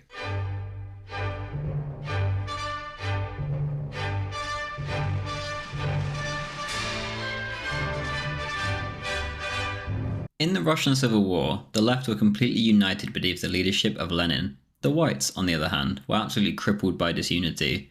This time around in Spain, the left were the ones crippled by this disunity. They couldn't even agree on an ideology, never mind a leader. The rebels, however, were completely unified beneath Francisco Franco. Foreign visitors would often express their surprise after having met Franco for the first time. For all the big talk about El Caudillo, he was actually a short, stocky, balding, and overweight man, hardly a Mussolini-type figure with his square jaw and serious countenance. On the other side of things, he was hardly a Hitler either. The Führer won over the hearts of Germans not with his appearance, but with his otherworldly rhetorical ability. Franco was nothing of the sort. Spain's new dictator had a squeaky voice, and despite being polite and proper, he also came across as timid in his first conversations with visitors. Franco's appeal was something else entirely. For years, Spaniards, overwhelmingly Catholics, had been downtrodden and abused by their government as they tried to impose a far-left regime on the nation. For years, there had been no one to speak out for them. Seemingly, no one in the world cared. The nation was drifting towards civil war for a long time, yet there appeared to be no figurehead who could light the spark and lead the nation back to its former glory. Jose Antonio of the Phalangists was one of the most charismatic men in the nation, yet his phalange seemingly didn't appeal to Spaniards. They couldn't even bring in 1% of the vote. It wouldn't be until the violence itself broke out that the Spaniards would find their hero. After the first couple of months, it was clear that Franco would lead the way. It was his Army of Africa whom were the elite force pushing towards Madrid, and it was his emissaries which secured Spain the vital support from Italy and Germany that she so desperately needed. Franco had personally turned a ragtag rebellion, which began on opposite sides of the country, into a truly successful counter-revolution, which could undo all that leftism, liberalism, and masonry had imposed on the country over the past century or so, as Spaniards saw it. Franco's leadership was simply accepted by the Spanish population as fact. Despite not being a stereotypical leader, he was exactly what Spaniards wanted. He was a man of the people who had always been a devout Catholic. This simple fact, as well as his genius mind for military tactics, was all that was needed. He had become their saviour. There was very little squabbling between ideologies like in the Republican zone. The Carlists accepted subordination to Franco's regime, whilst maintaining their unique identity at the same time, as they always had. The monarchists were few in number, and deemed Franco as their best chance from the get-go. The Catholics, whom had voted for Seda, were disillusioned with that party, and their absolute failure to take advantage of their multiple opportunities with the legal route. Their youth wing had begun to turn to the Phalange in the hunt for a more extreme solution to their problems. After the breakout of hostilities, the Seda leaders accepted the dissolution of their party for the sake of unity. The Phalange were few in number, but upon the outbreak of hostilities, began to become more prominent. They accepted Franco's rule, and very few ever kicked up a fuss about it. About 200 were placed under arrest for a short period of time for sowing discontent, yet they were quickly released. The Phalangists were Catholics like the rest of them, but they had a strong sense of anti-conservatism, which didn't exactly naturally jive with most others in the movement. Yet for the sake of unity, all parties knew they had to stick together, which they did without anything more than the slightest of disturbances. Another group which must be mentioned is the Moroccans. As many as 80,000 Muslims served in Franco's forces, about 8% of the total manpower. These Muslims, volunteers for the most part, suffered disproportionately heavy casualties. Spain only controlled a small part of Morocco, yet it had come with endless headaches as the natives put up such a struggle. Franco, however, was well respected and was the hero of the Army of Africa, and he made sure Morocco was handled perfectly throughout the war. The Republicans often tried to subvert this relationship and promised the Moroccans independence, but this was even vetoed by Stalin himself, as he wanted to play for support from the Western democracies, as any insurrection there would inevitably spread to French Morocco and cause an international nightmare. The rates of pay for these Muslim volunteers wasn't crazy for Western European standards, but for boys from the poorest part of the Maghreb, this offered an excellent opportunity. Franco also made sure Islam was respected, and there was even official support for the Islamic pilgrimage to Mecca. The common struggle of both Christianity and Islam against Marxist atheism was stressed extensively. As for Franco himself, Payne writes, quote, "He saw his regime as uniquely Spanish, eclectic in composition, even though it adopted the form of the one-party nationalist dictatorships already in vogue in Central and East Central Europe. Gone were the references to the more moderate Portuguese model that Franco had made in the first weeks. By accepting the 26 points of the Phalange as state doctrine, Franco adopted a fascistic credo of authoritarianism, national syndicalism, activism, militarization, and imperialism. At the same time, he stressed that it was a system that had not assumed final form and would continue to evolve. He was especially concerned to avoid the Primo de Rivera mistake, the failure of Spain's first dictator to develop a doctrine and a system which had led to his downfall.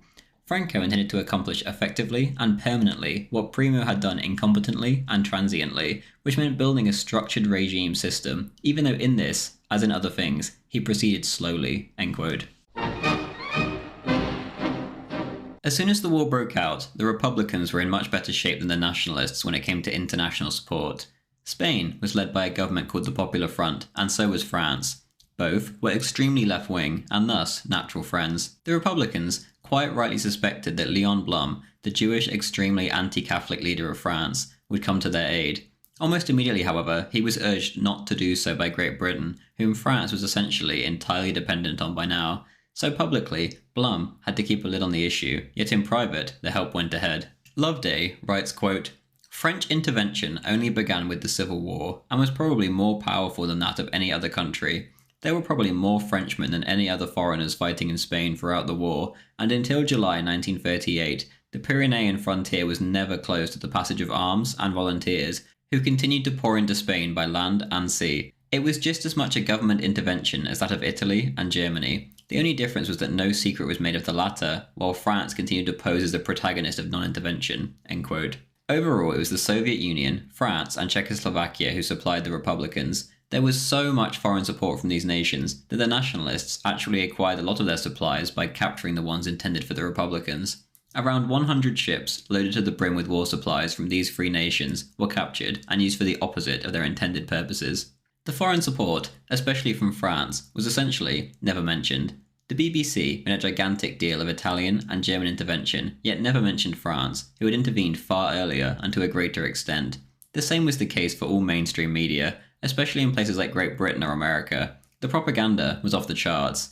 It was painted that Italian and German troops were on the ground, winning all of Franco's battles for him, whilst the poor little Republicans were up against this superior might without a friend in the world. The reality was quite the opposite. No foreign troops fought in Franco's armies, until he was given no choice by the arrival of the communist-organised international brigades. Even once all the major powers signed the non-intervention committee, things didn't change. Italy, and France especially, just brazenly continued to support their respective sides. France tried to hide it, yet Italy did not. The Soviets especially became increasingly in charge of Republican affairs, to the point where they could hardly be referred to as a sovereign country anymore, which I'll cover in a chapter of its own. When it comes to actual foreign volunteers, the true numbers are incalculable, because as soon as the foreign volunteers arrived for the Republicans, they were simply given Spanish passports and officially became Spanish and mixed in with other units. With the Nationalists, the main three supporters were Italy, Germany, and Portugal. For Portugal, it was a matter of life and death from the get-go, as the Spanish left had actively participated in the attempt to overthrow the Salazar regime in Lisbon in 1932-33. Salazar, quite rightly, decided that his regime would not be able to survive if the Iberian Peninsula was engulfed by a government hell-bent on leftist extremism and violence. Portugal was only able to provide so much, as she had such limited military capabilities of her own, but logistical support was provided from the beginning, as well as a large volunteer legion known as the Viriatos, which boasted 12,000 men. Britain, Portugal's ally, simply turned a blind eye to any of the support. On the 8th of September, 3 Portuguese warships were victims of an attempted leftist revolt in Lisbon harbour. Almost immediately, Salazar decided to up his support further to be rid of these threats, and the Volunteer Legion was announced. A month later, he broke off relations with the Republican government. The nation that gave more support to Franco than anyone by far was Mussolini. Nazi Germany enjoyed far greater prestige due to the effectiveness of their Condor Legion, and due to the major moves Hitler was making in Germany in general. The Italians, however, were both racially and religiously more similar to the Spaniards. Nazi Germany, too, was far more of a racial movement, which was a problem that Spain simply did not share. Geographically, too, Italy was far closer. Mussolini reasoned that there was nothing but positives to be gained from helping Franco, and seemed to envision Spain becoming a sort of satellite state attached to his future Italian empire. Franco wasn't that impressed with the man, however, and found the Italian troops who volunteered at first to be very lackluster. By February 1937, there were 49,000 Italian troops in the country, almost 60% of whom were Fascist Party volunteer militia. The material support was staggering. Between December 1936 and February 1937, the totals were as follows: 130 planes, 700 mortars, 12,000 machine guns, and 3,800 motor vehicles. The Italians' most memorable moment was a huge propaganda blunder for Mussolini. In early 1937, there was an attempt to break through in Guadalajara, which ended in a stalemate. Afterwards, there had to be a review of the troops due to how poor Italian performance had been. Many of the overaged, poorly conditioned, and incompetent volunteers were sent home, whilst better quality troops were sent to replace them. The overall size of the bloated volunteer legion was reduced as a result, but their combat effectiveness was improved, and they would play a large part in the rest of the war. Payne writes of the relations between the Italians and the Spaniards. Quote, Italian fascists were often taken aback by the extremely rightist character of the Franco regime, and what they saw as its reactionary and clerical qualities. By contrast, Italian fascism tended to see itself as modern and progressive, and the Italian leaders sought to encourage the evolution of Franco and his new system toward the Italian model. They urged the Spanish Caudillo to form a single new United State party and provided guidelines which influenced some of the new Francoist institutions, especially the Labour Charter of 1938. End quote. There was a black mark on Italy's contribution in 1938, however, as on the 16th and 18th of March, Mussolini, completely on his own initiative, began a terror bombing campaign against Barcelona. This was by far the heaviest bombing carried out by either side, and nearly 1,000 civilians died. Soon after this, the Italians seemed to lose their heads. The Republican offensive across the Ebro in July 1938 resulted in them becoming completely depressed, and they began to cry their eyes out about Franco's strategy to whomever would listen.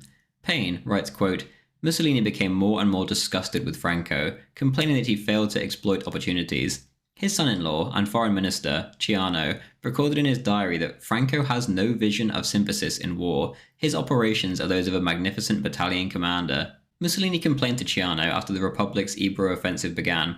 Write in your book today, August 29, I foresee the defeat of Franco. This man either does not know how or does not want to wage a war. The Reds are fighters. Franco, no. End quote. A year later, Mussolini had greatly changed his tune, and he was singing Franco's praises once again. Mussolini was confident that he had developed Spain into an Italian satellite state, and Ciano proudly boasted in his diary, quote, the foundations were laid for a Roman Mediterranean empire, end quote. Franco, however, had no such intention, and completely blew off any attempts to be directed by Mussolini. The Spaniards saw the Italians as loyal friends whom had helped them in a time of need, but they were certainly not willing to hand over the fate of their country to Mussolini, which turned out to be the correct policy just a few years later. After Mussolini was deposed, Franco and other veterans would look back and remember their old friend Mussolini warmly, with a great deal of nostalgia. They'd been through a lot in Spain together. As for the Germans, I will cover the Condor Legion in a separate video. Essentially, a legion, although much smaller in size than the Italian one, was sent to Spain by Hitler. The composition of the legion was overwhelmingly aerial, but there were a few armoured ground units too. Hitler was never as enthusiastic as Mussolini was in terms of support, but he absolutely supported Franco. If anything, the Spanish Civil War was a great distraction, whilst he tried to navigate his difficult situation in Central Europe. Mussolini would constantly urge Franco to attack, because he just wanted it over and done with, yet Hitler was fine with Franco's slow and methodical strategy. It just prolonged the distraction. A leading German official paraphrased Hitler's policy at the end of 1936. Quote, if the attention of the European powers could further be directed to Spain, this would entail considerable advantages to German policy in Europe. Germany's interests, which alone should be considered, were therefore not so deeply involved in an early conclusion of the Spanish Civil War as to risk a limitation of its own rearmament. On the contrary, German policy would be advanced if the Spanish question continued for a time to occupy Europe's attention and diverted it from Germany. End quote. The length of the war also suited Hitler because his terms were much harsher than Mussolini's. The longer the war went on, the more concessions Hitler could get in Spanish mining operations.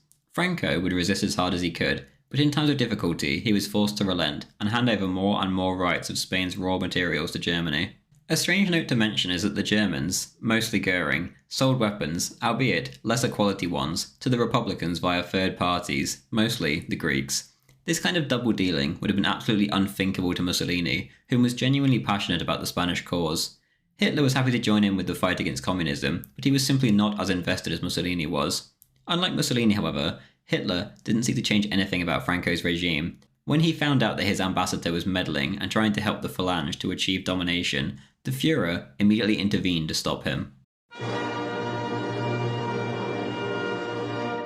Ironically, the Soviet Union, master of revolutions, actually didn't want a civil war in this case. The situation in Spain, as mentioned earlier, was perfect as it was. To launch a violent revolution would have been an absolute propaganda nightmare at a time when British and French support was so necessary. Also, there was the frustrating fact that Spain's left was mostly socialist or anarchist, not communist.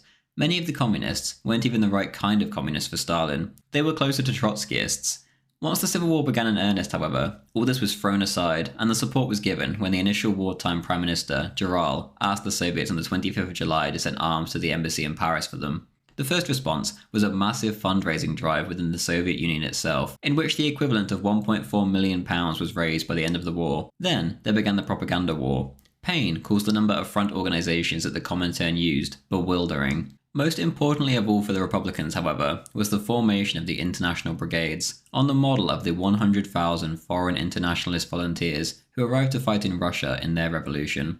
The brigade idea was officially adopted in September 1936, and by November there was men at the front fighting in the Battle of Madrid, where they were led by mostly Red Army commanders or Soviet military intelligence officers. Around 41,000 of these volunteers arrived. Most of them were European, but 3,000 arrived from the United States, and many smaller numbers from various other parts of the world.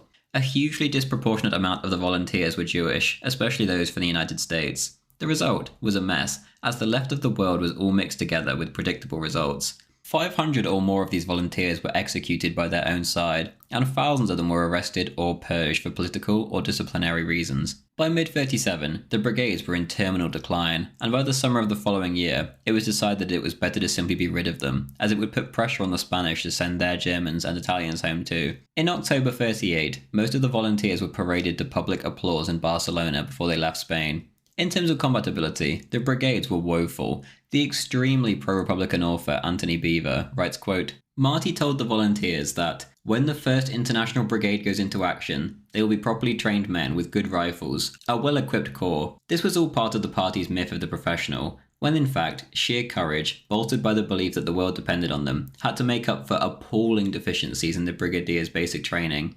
Men who were to be sent against the Army of Africa had to project the aura of experts to impress the militias, but they could do little except for form ranks, march, and turn. Many of them had never even handled a rifle until they were on the way to the front, and the few Great War veterans had to show them how to load their obsolete weapons of varied calibers.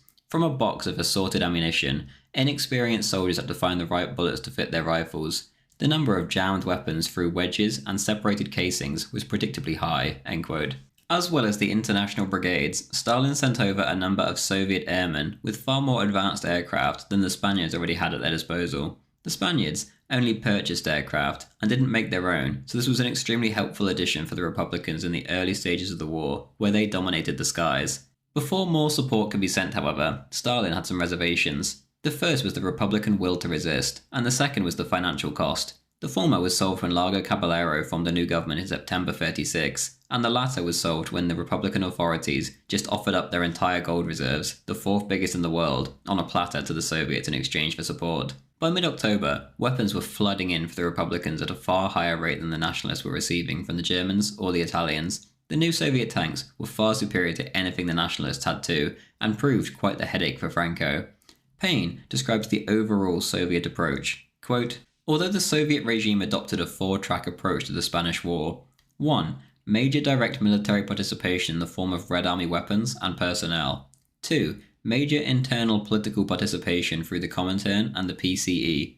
3. Major collateral political, propaganda, and material assistance through the worldwide activities of the Comintern, its parties, and innumerable front organizations, as well as through the provision of food and other non-military supplies from the Soviet Union, with other Soviet collateral assistance from a variety of international dummy companies. And 4. Active diplomatic support for the Republic, particularly in the Non-Intervention Committee, as well as through bilateral diplomacy with the Western powers." End quote. By the end of October, about $530 million worth of Spanish gold had made its way to Moscow. The point was to use it for arms and other supplies for the next 18 months for the Spanish, but there was no independent auditing, and the rate of exchange employed by the Soviets was favourable to themselves, so they could essentially just milk the Republicans for all they had at a highly inflated cost. The most invaluable reward that the Soviets gained from the war, however, was the change in worldwide opinion. The Soviet Union was viewed by all except most of the left as hell on earth, a state that had committed unspeakable horrors. Winston Churchill of all people had spent years and years rallying against them. Now, however, there was an absolute propaganda miracle throughout the Civil War, which painted the Soviets as the good guys fighting against fascism, whatever that meant.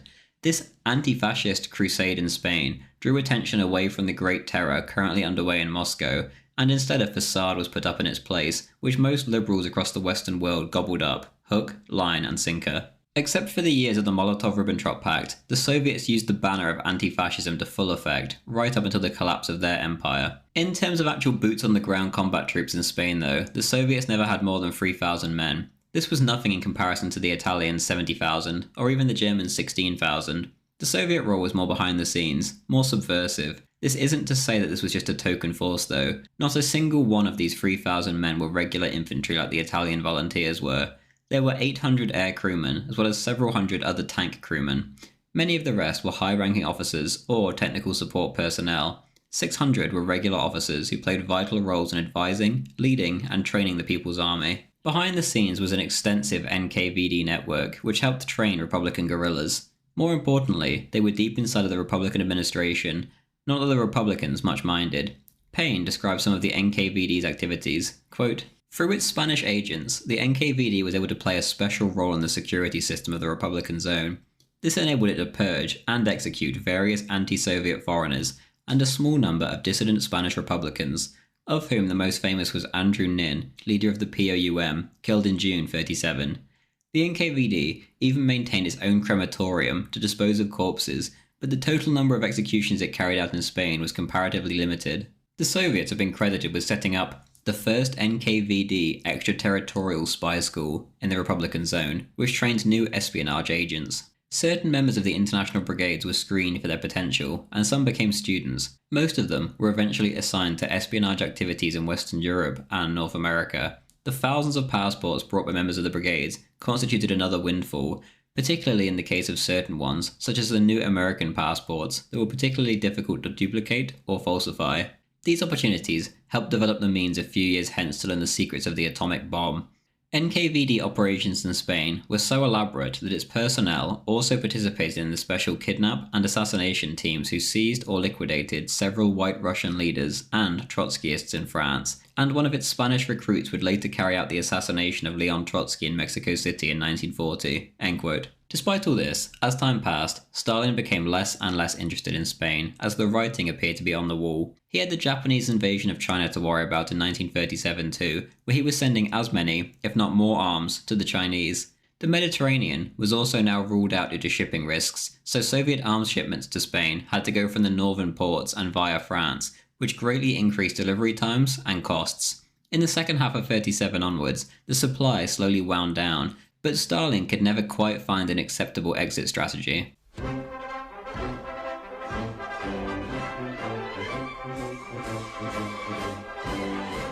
By early 1937, the front line had essentially stabilised after Franco's initial failure to take Madrid. This line was thinly held from end to end, and indeed would be for the rest of the war. This war was overall rather low intensity, yet with several high intensity major battles that would decide things. There simply wasn't enough men in Spain for this to turn into a meat grind of the scale of which had taken place in the Russian Civil War. After the idea of a quick war was out the window, both sides did attempt to build mass armies, however, and by the end of 1937, each side had around 700,000 troops apiece in total. Whilst equal on paper, the Nationalists had the upper hand as the Republicans were mostly incompetent due to their endless squabbling and infighting. The quality of advisors, too, helped tip the balance. The Germans who arrived to help the Spaniards were of far better quality than their Soviet counterparts on the other side, who had the double task of directing the political policies as well as the military. The Nationalists also had the upper hand, as whenever they conquered new territories, they tended to find far more recruits. After the conquest of the North, for example, the Nationalists took 150,000 prisoners over a period of 5 months, and these were quickly sorted out, and half were deemed fit to serve in the Nationalist army instead. Some deserted, but the vast majority served loyally under Franco. Overall, though, both armies were far from highly effective. One of Franco's veteran commanders, General Solchaga, joked in his diary, quote, "Lucky for us that the Reds are worse," end quote. Regardless, after the attempt to take Madrid failed, Franco chose to head north. The centre was seen as too tough to crack at the moment, but the resource-rich, industrialised, and also overwhelmingly nationalist sympathetic north was seen as a much more suitable task. On the 31st of March 1937, the offensive began with just 40,000 infantry against a more numerous enemy. Local superiority was maintained by Franco concentrating his forces, as well as clever usage of his 200 artillery pieces and planes. A breakthrough was quickly made, but due to heavy rain, hilly terrain, and a determined defence, the advance slowed to half a mile a day during April. It was during this initial advance that the infamous bombing of Guernica occurred. By the 5th of June, the Basque capital of Bilbao, along with its heavy industry, had been taken. This was essentially a death blow to the Republicans in the north. 50,000 casualties had been inflicted on them, which includes many prisoners.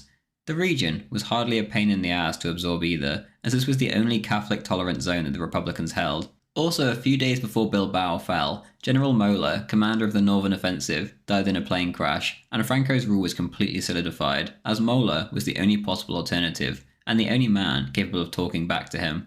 Regardless, Mola was sorely missed and was much loved amongst the nationalists. The next stage took a little longer, as the Republicans launched a counterattack in the centre, yet on the 12th of August, the assault on Santander began. By now, 90,000 infantry had been mustered, as well as more artillery pieces. The defenders by this point were in complete disarray, and the city was completely occupied by the 1st of September, with Asturias, too, was almost immediately assaulted afterwards. The resistance here was stiffer. After all, this was the main scene of the 1934 Communist Revolution and miners' strike. Franco himself had put down the revolt then, and he had every intention of repeating himself now. In the hilly terrain, this was no walk in the park, yet still it only took slightly less than 2 months, and the city was captured by the nationalists. Most Republicans surrendered, but some did take to the hills to fight a guerrilla campaign, which never really amounted to much. Payne describes the Republicans' folly in the north.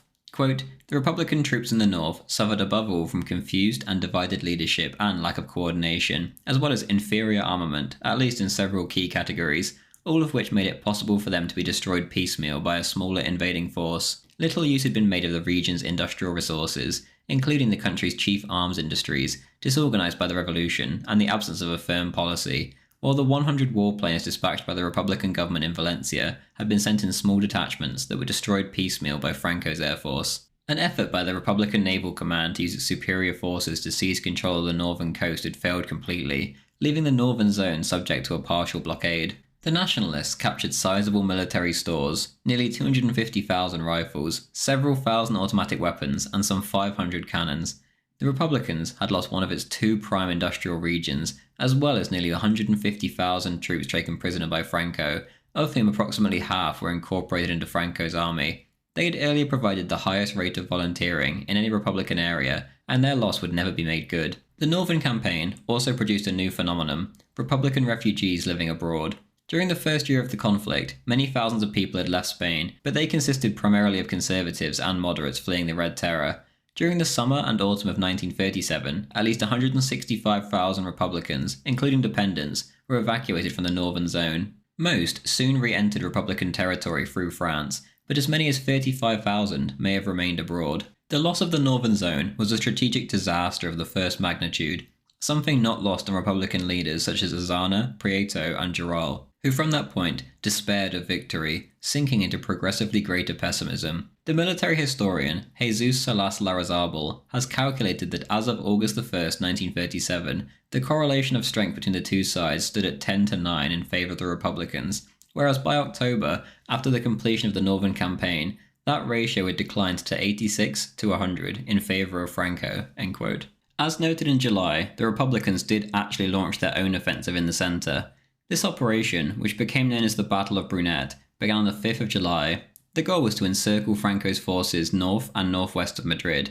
The Republican superiority was overwhelming, and a breakthrough was quickly achieved. In typical Republican fashion, however, things quickly fell apart due to their abysmal capabilities on the attack. Several nationalist units held out fanatically, which caused endless headaches, and the Republican commanders showed a horrible lack of initiative. Instead of continuing on with their assault, the Republicans simply got bogged down trying to deal with these smaller units.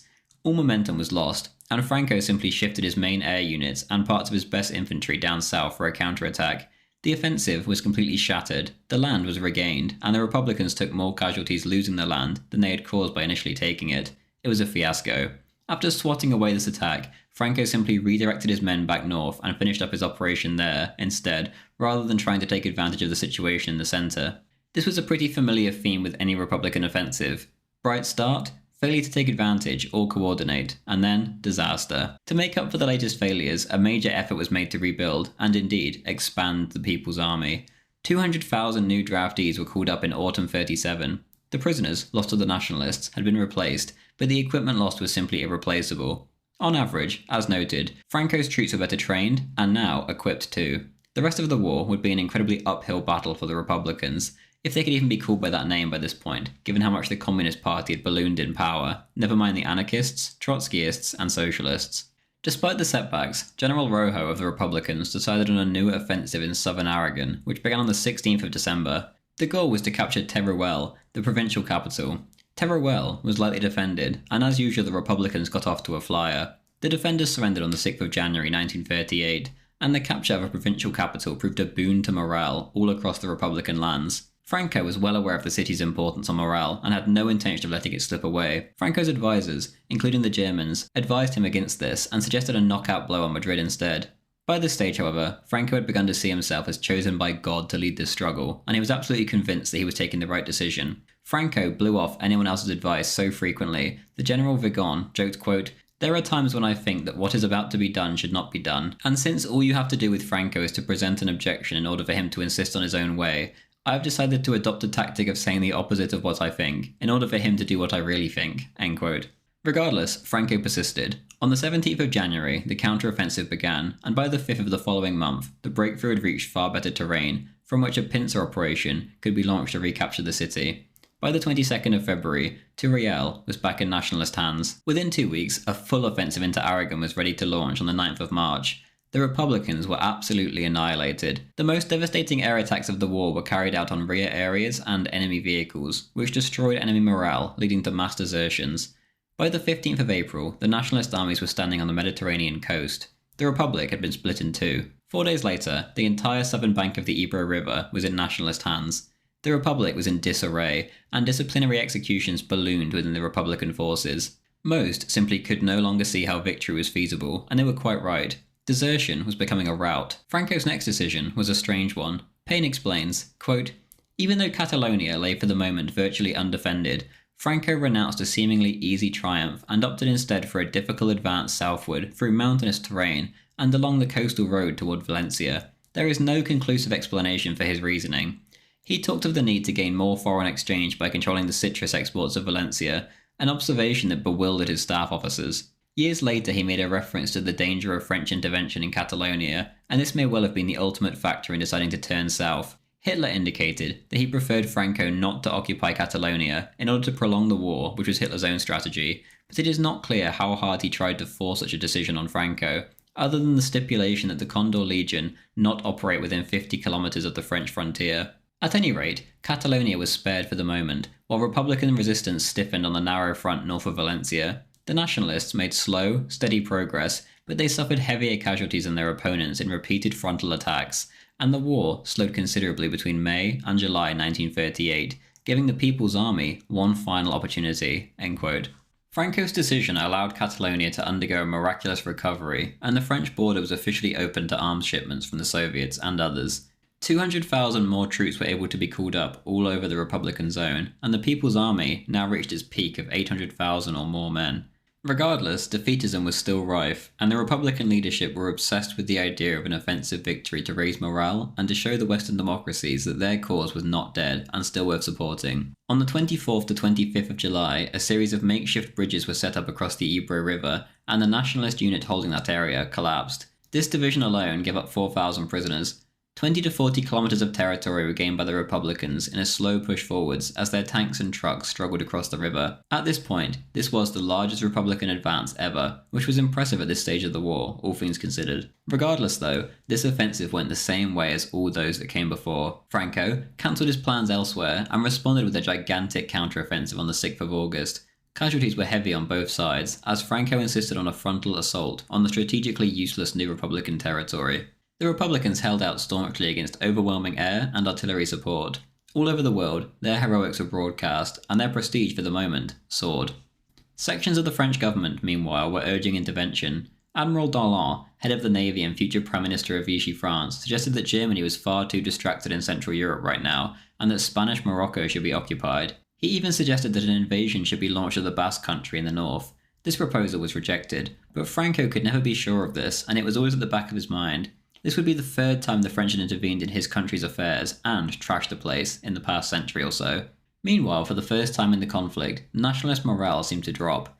Each major battle was regarded as the final push in nationalist propaganda, yet battle after battle seemed to come. Many had simply had enough. Franco responded to the international situation by declaring total neutrality in the face of the Munich crisis, a decision that infuriated Hitler, but made French intervention far less likely. 16 battalions were also sent to reinforce Morocco in case of a French offensive there too.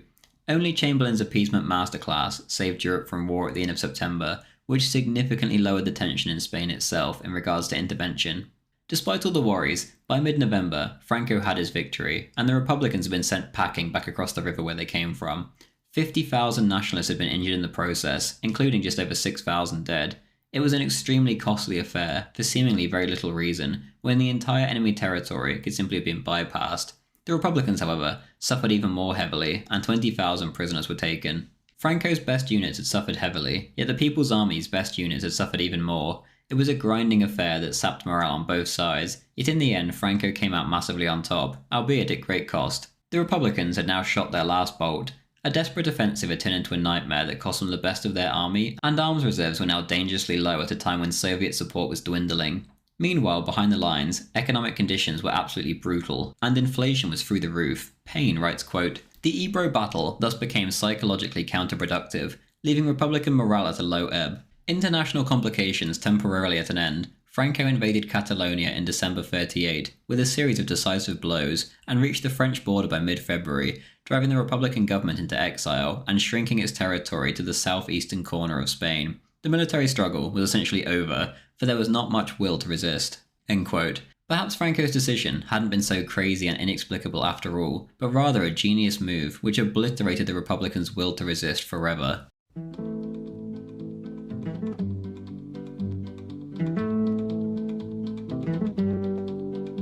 When planning his insurgency, Moeller made a severe oversight when it came to the Navy.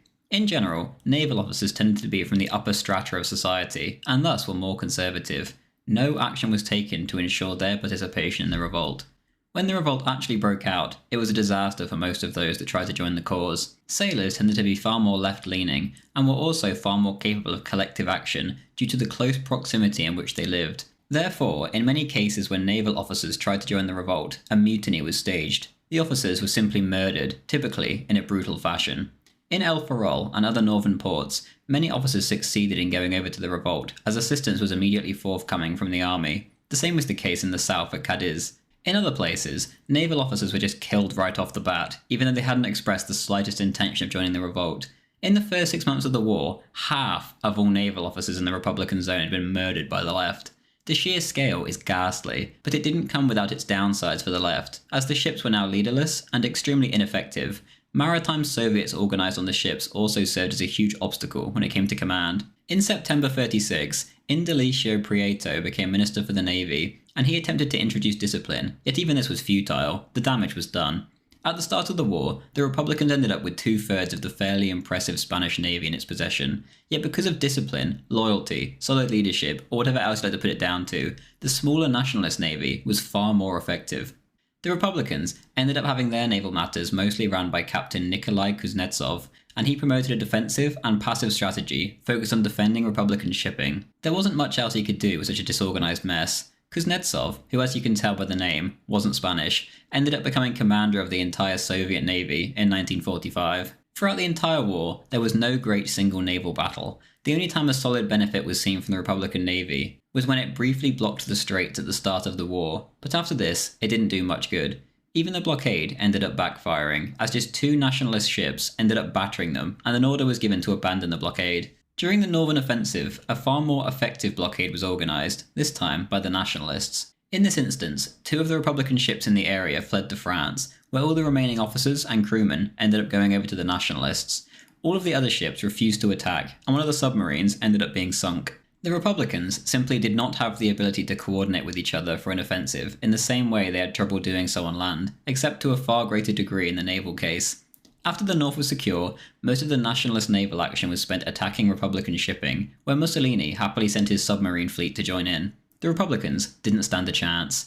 In September 1937, Mussolini was forced to pull out due to British and French pressure, but by this point the damage was done, and the nationalist strategic goal was complete. The Soviets had completely written off the Med, and the only supplies came via France, as noted earlier. Throughout the war, the Republic was terrified of Italian and German supply ships and dared not touch them. The nationalists, however, had no such fears, and every single Soviet ship coming through the Straits of Gibraltar were checked. By April 1937, 84 vessels of various nationality had been detained. Even in the north, shipping was harassed or sunk. When it came to nationalist shipping, there was 290 Italian supply ships and 180 German ones. Not a single ship was ever sunk or intercepted. The only naval disaster the nationalists suffered was in March 1938, when a Republican torpedo sent the new cruiser Baleares to the bottom with great loss of life. As the war neared its end, most of the Republican Navy simply deserted, and the ships headed to French ports, where they would later just be turned over to Franco by the French authorities. When all was said and done, the Republic lost 554 ships of all types. The nationalists, by comparison, lost only 31 ships of all types. The Spanish Civil War was the first major war in which the air war played a major part. Compared to what came later in World War II, it would appear like small fry, yet for the time it was a big deal. When things kicked off, the nationalists only had 100 planes and had too many pilots for them. The Republicans, on the other hand, had 200 pilots, yet they had 400 planes. A race immediately began as both sides tried to buy as many modern planes as they could from foreign nations too. In order to solve their lack of pilots, the Republicans paid foreign mercenaries extremely high wages to fill in the gaps. By September, the two sides had acquired a similar amount of planes from abroad. The nationalists had 67, whereas the Republicans had 64. The key difference was quality, however. The Italian and German pilots were far more skillful, and they quickly turned the tide of the air war for the nationalists. The arrival of Soviet fighters and Soviet pilots quickly changed this, and things were more balanced. In the centre, the Republicans ended up dominating the airspace for months. In response to this Soviet escalation, Hitler offered to escalate in response, which ended up taking the form of the Condor Legion. This consisted of 90 planes and their crews, together with anti-aircraft guns, artillery, and 2 companies of light tanks. Initially, the German planes were pretty outdated and wouldn't be replaced by newer models until the following year. For the time being, the backbone of the Nationalist Air Force would be Mussolini's Fiat CR-32 planes, of which Il Duce sent 400 during the war. On a more relatable note to World War II, this war was where bombardment of civilians from the air was seen as fair game. The Germans had done a little at the end of World War I, however now the Republicans just started bombing nationalist cities right off the bat, whilst they had a supremacy in the air. The favour was quickly returned, and this took the form of bombardments on Madrid. Franco quickly realised what the British did not a few years later. This had no effect on enemy morale, and the bombings ceased almost as soon as they had begun. Ironically, more nationalists died than Republicans as a result of the Madrid bombings, as the latter took revenge upon nationalist or other political prisoners in the city itself. After this, Franco concentrated his air force in the north to great effect. The Republicans simply could not bring themselves to send more planes up north at the cost of Madrid, and as a result, they lost the north. It was up north that the bombing of Guernica took place, a small town of 5,000. The town was right in the main battlefront, housed 3 battalions of Basque troops, and was a major munitions hub which produced, among other things, the very same incendiary bombs which destroyed the city. The defenders also torched the city on their way out and destroyed pretty much everything in their wake. When all was said and done, the combination of the bombing, the munitions factories, and the Republican sabotage resulted in a fire that gutted most of the city and left 150 people dead. The Republicans would cry foul in the international media to incredibly great effect, and to this day, it is one of the most memorable events of the war. The story goes that the nationalists just brutally bombed the city to the ground and destroyed it on purpose, yet this would be a city in an area in which they held so much support. The international media claim that 1,654 died, 10 times the actual figure. The Republicans also knew full well that the city would be a bombing target due to the munitions production, so 7 bomb shelters had already been prepared for the event. As for the accusation of random terror bombing, this was ridiculous. Franco had expressly stated that no terror bombings could be carried out. The Germans requested permission to hit Bilbao in reprisal for the lynching of a downed German airman, yet they were denied. Franco said this was totally politically unacceptable, and he kept his word throughout the war. In the north especially, this was the case, because as stated, the Basque region was extremely Catholic, and duly switched over to the nationalists without much trouble after the occupation. Bombing munitions plants is not the same as random bombing. In fact, the Allies in 1944 employed the exact same strategy to a far more brutal degree, as tens of thousands of Frenchmen died from Allied air attacks on cities producing munitions before D-Day. It is worth noting that one terror bombing did take place later on, which I noted earlier. In March 1938, Mussolini went behind Franco's back and bombed Barcelona with absolutely no military target in mind. It was a terror raid, pure and simple. Almost 1,000 people died, almost all of which were civilians. This attack greatly enraged Franco, and also the Pope, who sent a letter of reprimand to Franco. Obviously, this should have gone to Mussolini, however. At the start of the war, Azana's newspaper had gloated over random civilian bombardments of their own. It boasted of the damage done to civilian targets, quote, inundated with iron and fire, end quote. Essentially, Guernica is a very odd fixation, considering one side engaged in terror bombing far more than the other. In 1938, at Republican urging, a League of Nations military mission was sent to evaluate the supposed nationalist terror bombings. Their findings said, quote, that both the small numbers usually involved, as well as the bombing patterns pointed towards a doctrine which prioritised the destruction of specific targets like bridges or railway stations, end quote. In the north, many areas were carpet bombed, as the Condor Legion found pinpipe bombing technically impossible with the technology at their disposal at the time. Some resulted in greater loss of life than Guernica, it didn't even make a stir in the media. Regardless, the air power up north utterly dominated the defenders, and it was the damage to morale rather than the bombs themselves which probably had the greatest effect on the troops. By autumn 1937, Franco had total air supremacy once again. At his disposal he had 150 planes piloted by Spaniards, around the same number piloted by Italians, and 90 piloted by the Germans. The greatest air-to-air fighting took place around the Ebro offensive in 1938, in which 150 Republican fighter planes were in combat with 200 nationalist ones.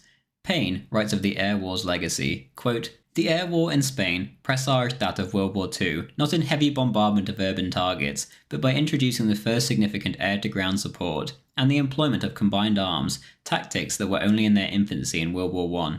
It also had an impact on world opinion, which became more aware of the potential of aerial bombardment, end quote.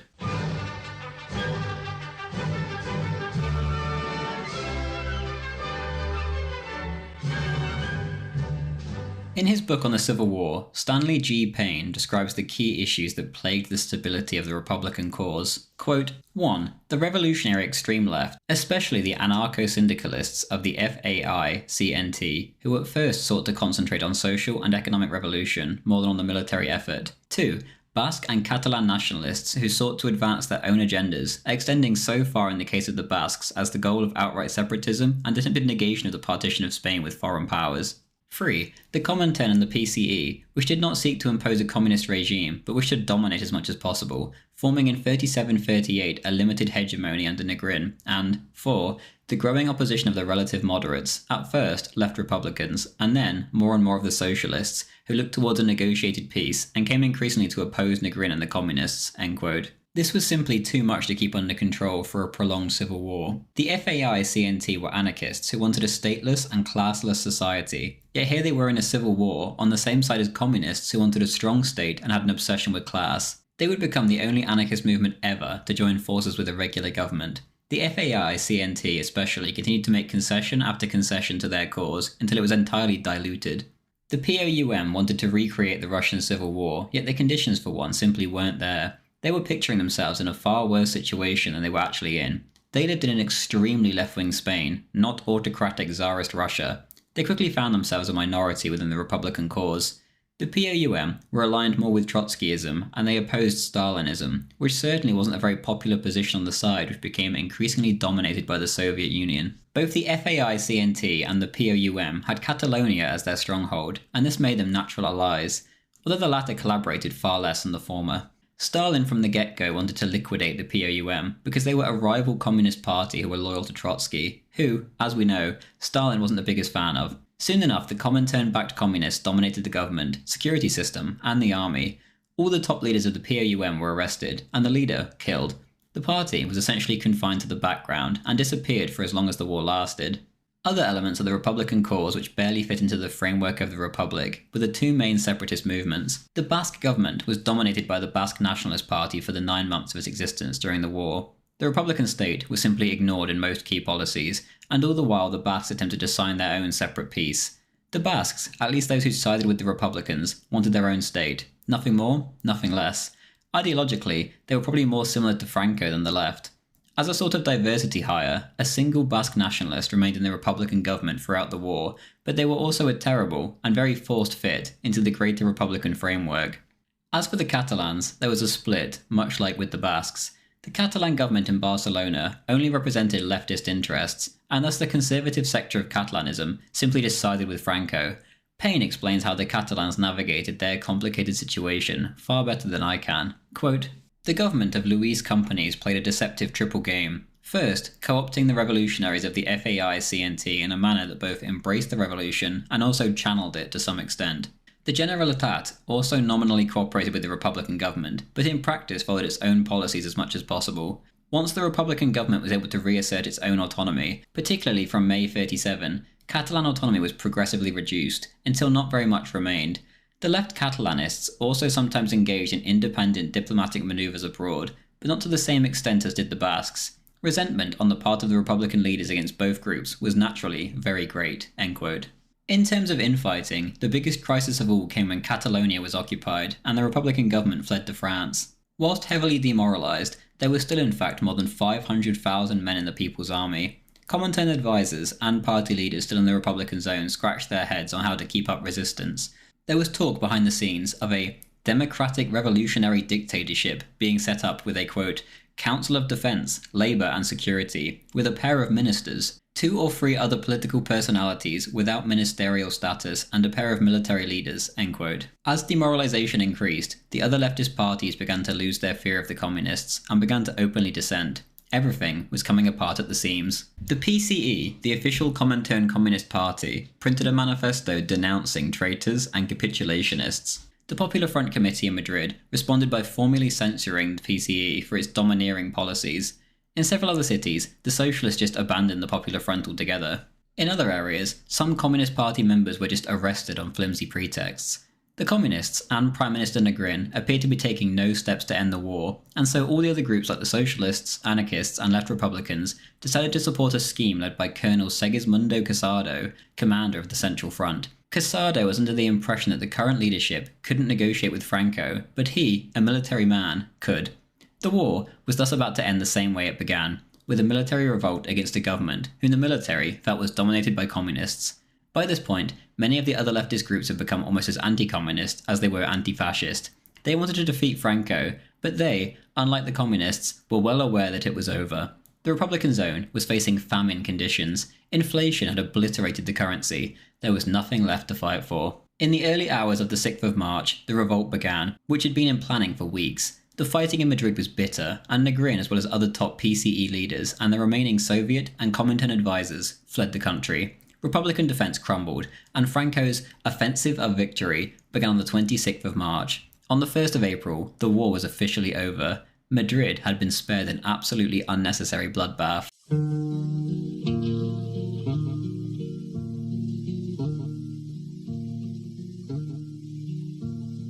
On the 19th of May, the gigantic victory parade took place on the Avenida del Generalissimo in Madrid. 120,000 soldiers took part. Franco was guarded by his bodyguard of Moroccan cavalry, the legionnaires, colonial regulars, phalangists, and Carlist riquettes followed shortly behind. The rear was brought up by the Italians, the Portuguese Legion, and the Condor Legion. The streets were covered in Catholic symbolism and the nationalist flag. Crowds had gathered absolutely everywhere, and wherever you looked, women were unable to control their emotions, overcome with happiness and crying their eyes out. Men threw up the fascist salute and showed their gratitude to General Franco and his victorious army. The day was a true reflection of Spanish opinion. Colonel Richthofen of the Condor Legion recalled in his diary, quote, "I am driving at the front, the spectators go wild, Viva Alemania! In the sky above, aircraft formed the initials of Viva Franco," end quote. Anthony Beevor described the religious procession the next day, quote, "Cardinal Goma, Primate of Spain, gave Franco the wooden cross to kiss at the door of the church of Santa Barbara, where the Caudillo entered under a canopy, as the kings of Spain used to do.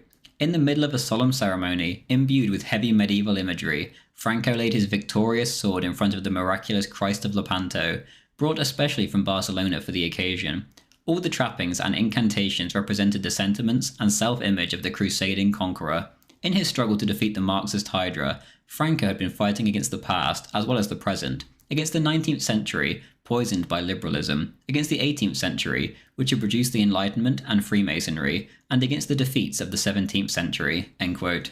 And with that, the Spanish Civil War had officially come to an end. Against all odds, Jesus Christ had triumphed over Karl Marx. Catholicism had triumphed over the combined might of communism, anarchism, socialism, liberalism, and corrupt democracy. The Spanish people had triumphed over the Soviet Union. The story of the Spanish Civil War, however, would live on for decades to come in the minds of the Spanish people. Countless Republican prisoners now languished in jails, and many would soon find their lives at an end. The Red Terror had come and gone, and ended up a failure. All the revolutionaries had done was enraged their now victorious opponents, most of whom had lost an innocent friend or family member. The nationalists would now take their revenge. The losers were completely at the mercy of Franco, and that story is for my next video, which is a complete history of the man himself. Thank you very much for watching. This was probably by far my favourite video I've ever made, so if you've made it all the way to the end, then please do consider sharing the video and leaving it a like. It means a lot. As always though, the biggest thank you of all goes to my Patreon, Subscribe Star, and YouTube members who make these videos possible. Without their kind support, I simply wouldn't be able to do this for a living, and it really does mean the world. Thank you to Lobster to You, Darway Lololol, Sigmar, Emperor Titus, Luke David Murphy, Chechen Natsog, Anton Berglund, Levi E, Friendly Brian, Mr. Malabar, Bushak, Firefly Enterprise, Henry Unruh, Evan Brightfield, Chef Jeff, Ethan Winstanley, Wunderwaffe, Mr. Bloom, Gav D, Guy's Longanese Hanno, JD, Green Rebel, Angus Roxburgh, Rucksacker Too Heavy, Alexios Podcast Watcher, Citadel, Haste, Bojon M, Rick Me, Mr. Gaming, Cameron, Sludwig 1919, Gloomy, Troy Harser, Jagdkampf, Rowan, Swedish Chef, Honda, Mirko, David Byers, Max Anton, Gragas, Conqueror, Espen, Khan, Luka Marincic, Veritas Unleashed, The Real G, Joel, Ghost 0128, Jack, Bobby Atkinson, John DeGrief, Ward, Crankless, Dramatic Equation, Russ Hale, Senator Armstrong, Lucas Drury, Mark Smith, Shameful Display, Sneed Seed and Feed, Bruno, Emma Magishmael, William S., Ozzy Mandiaz, Sword Dog, Aussie Ones, Prada, Aussie Zuma, Joe Ford, Yive Ginseng, Mr. Toad, Leigh Agnew, Carolyn J, Alex D, Violently Normal, Brendan Stout, K. Reich, Unlikely Balmer, Enclave, Welcome to Kali Yuga, The Alt Vault, Justin F, Lane Perkins, King Fried Chicken, Rennie Malmgren, Gianni Rabati, Panzer Jim, Aopa Ahola, Laudel, Hans, Chris, Jordan Troy, Jihad Gandalf, Eiffel, Lucas Leixenring, The Hog Shotgun, Bjorn Richter, Grady Peters, Patrick Finn, Nemesis 88, Mike and Johnny Secret Pod, Emil Flinch, Panzer Wagenlied, Rand Atlas 1902, Dustin Stratton, Tyler Yoshida, What Next, Heinz Haber, Pax Tibi Marseille, Zuma Historian is the Best, Pat Mike, Genesis Vice, Ace Gunner, Martin Harkinson, John Sonkley, Scar, Chronic Military Collector, Jan Kalivoda, Herwig Holger, Toons Tierney, Gerald Lorenz, Devin Lay, Henry Ramdas Jr., Adam Croucher, Malvin Cade, Pooper, Ooga Booga, Colin Maloney, Zan, North, Ibby, Avery Moller, Varangian Guard, Kirk Weaver, Heinrich Mueller, John Shelton, Surfer Dude, Dakota Rosson, Micah Holly, Edelman, Random Person 24, D, Gertz, No Name 325, Sinful Hero, Agent, Pragmatic Culture, W. Justin Walls, Martales, Sebastian, Andy, Matthew Bragdon, Jalil, Alex FF, Quinton Lewis, Sam W., Scutty Hode, Hail Mary, Luther Bryanson, Christopher S. Carter, Sayo Afolabi, Jargo Savatarian, Majin Perez, Matthew Hosford, Hubert, Lucas, Tyler Stagelman, Landon Harris, Jax Alex 22, Arthur Brook, John Kostler, Julius, Hunter P, Charles Price, Elzu, Augusti, Cascadian Cowboy, It's Okay to Be a Nationalist, Inflection Point, Vet Exempt, Automat 762X39, Monsoir Mercier, Charlie Black, Will from Florida, History by Grayscale, Friendly Fash, Jonathan S. Marinsky, Demetrius Laquan Fauci, Christian, Arminius' Revenge, Mini Monies, Gerd von Rundstedt's 14-inch turds, The Waller, Suma Klubiek, Jorgen 1997, Admiral Kempinski, Carl Jung, James Ferris, Anna Paula Gomez Coelho, Pavement at 86, Kurt Linde, The Glorious Lion, Omega, Kirk Panzer, Final, Son of Tiamat, Luke, Shifty Sheriff 2, Gerard, and Aberration.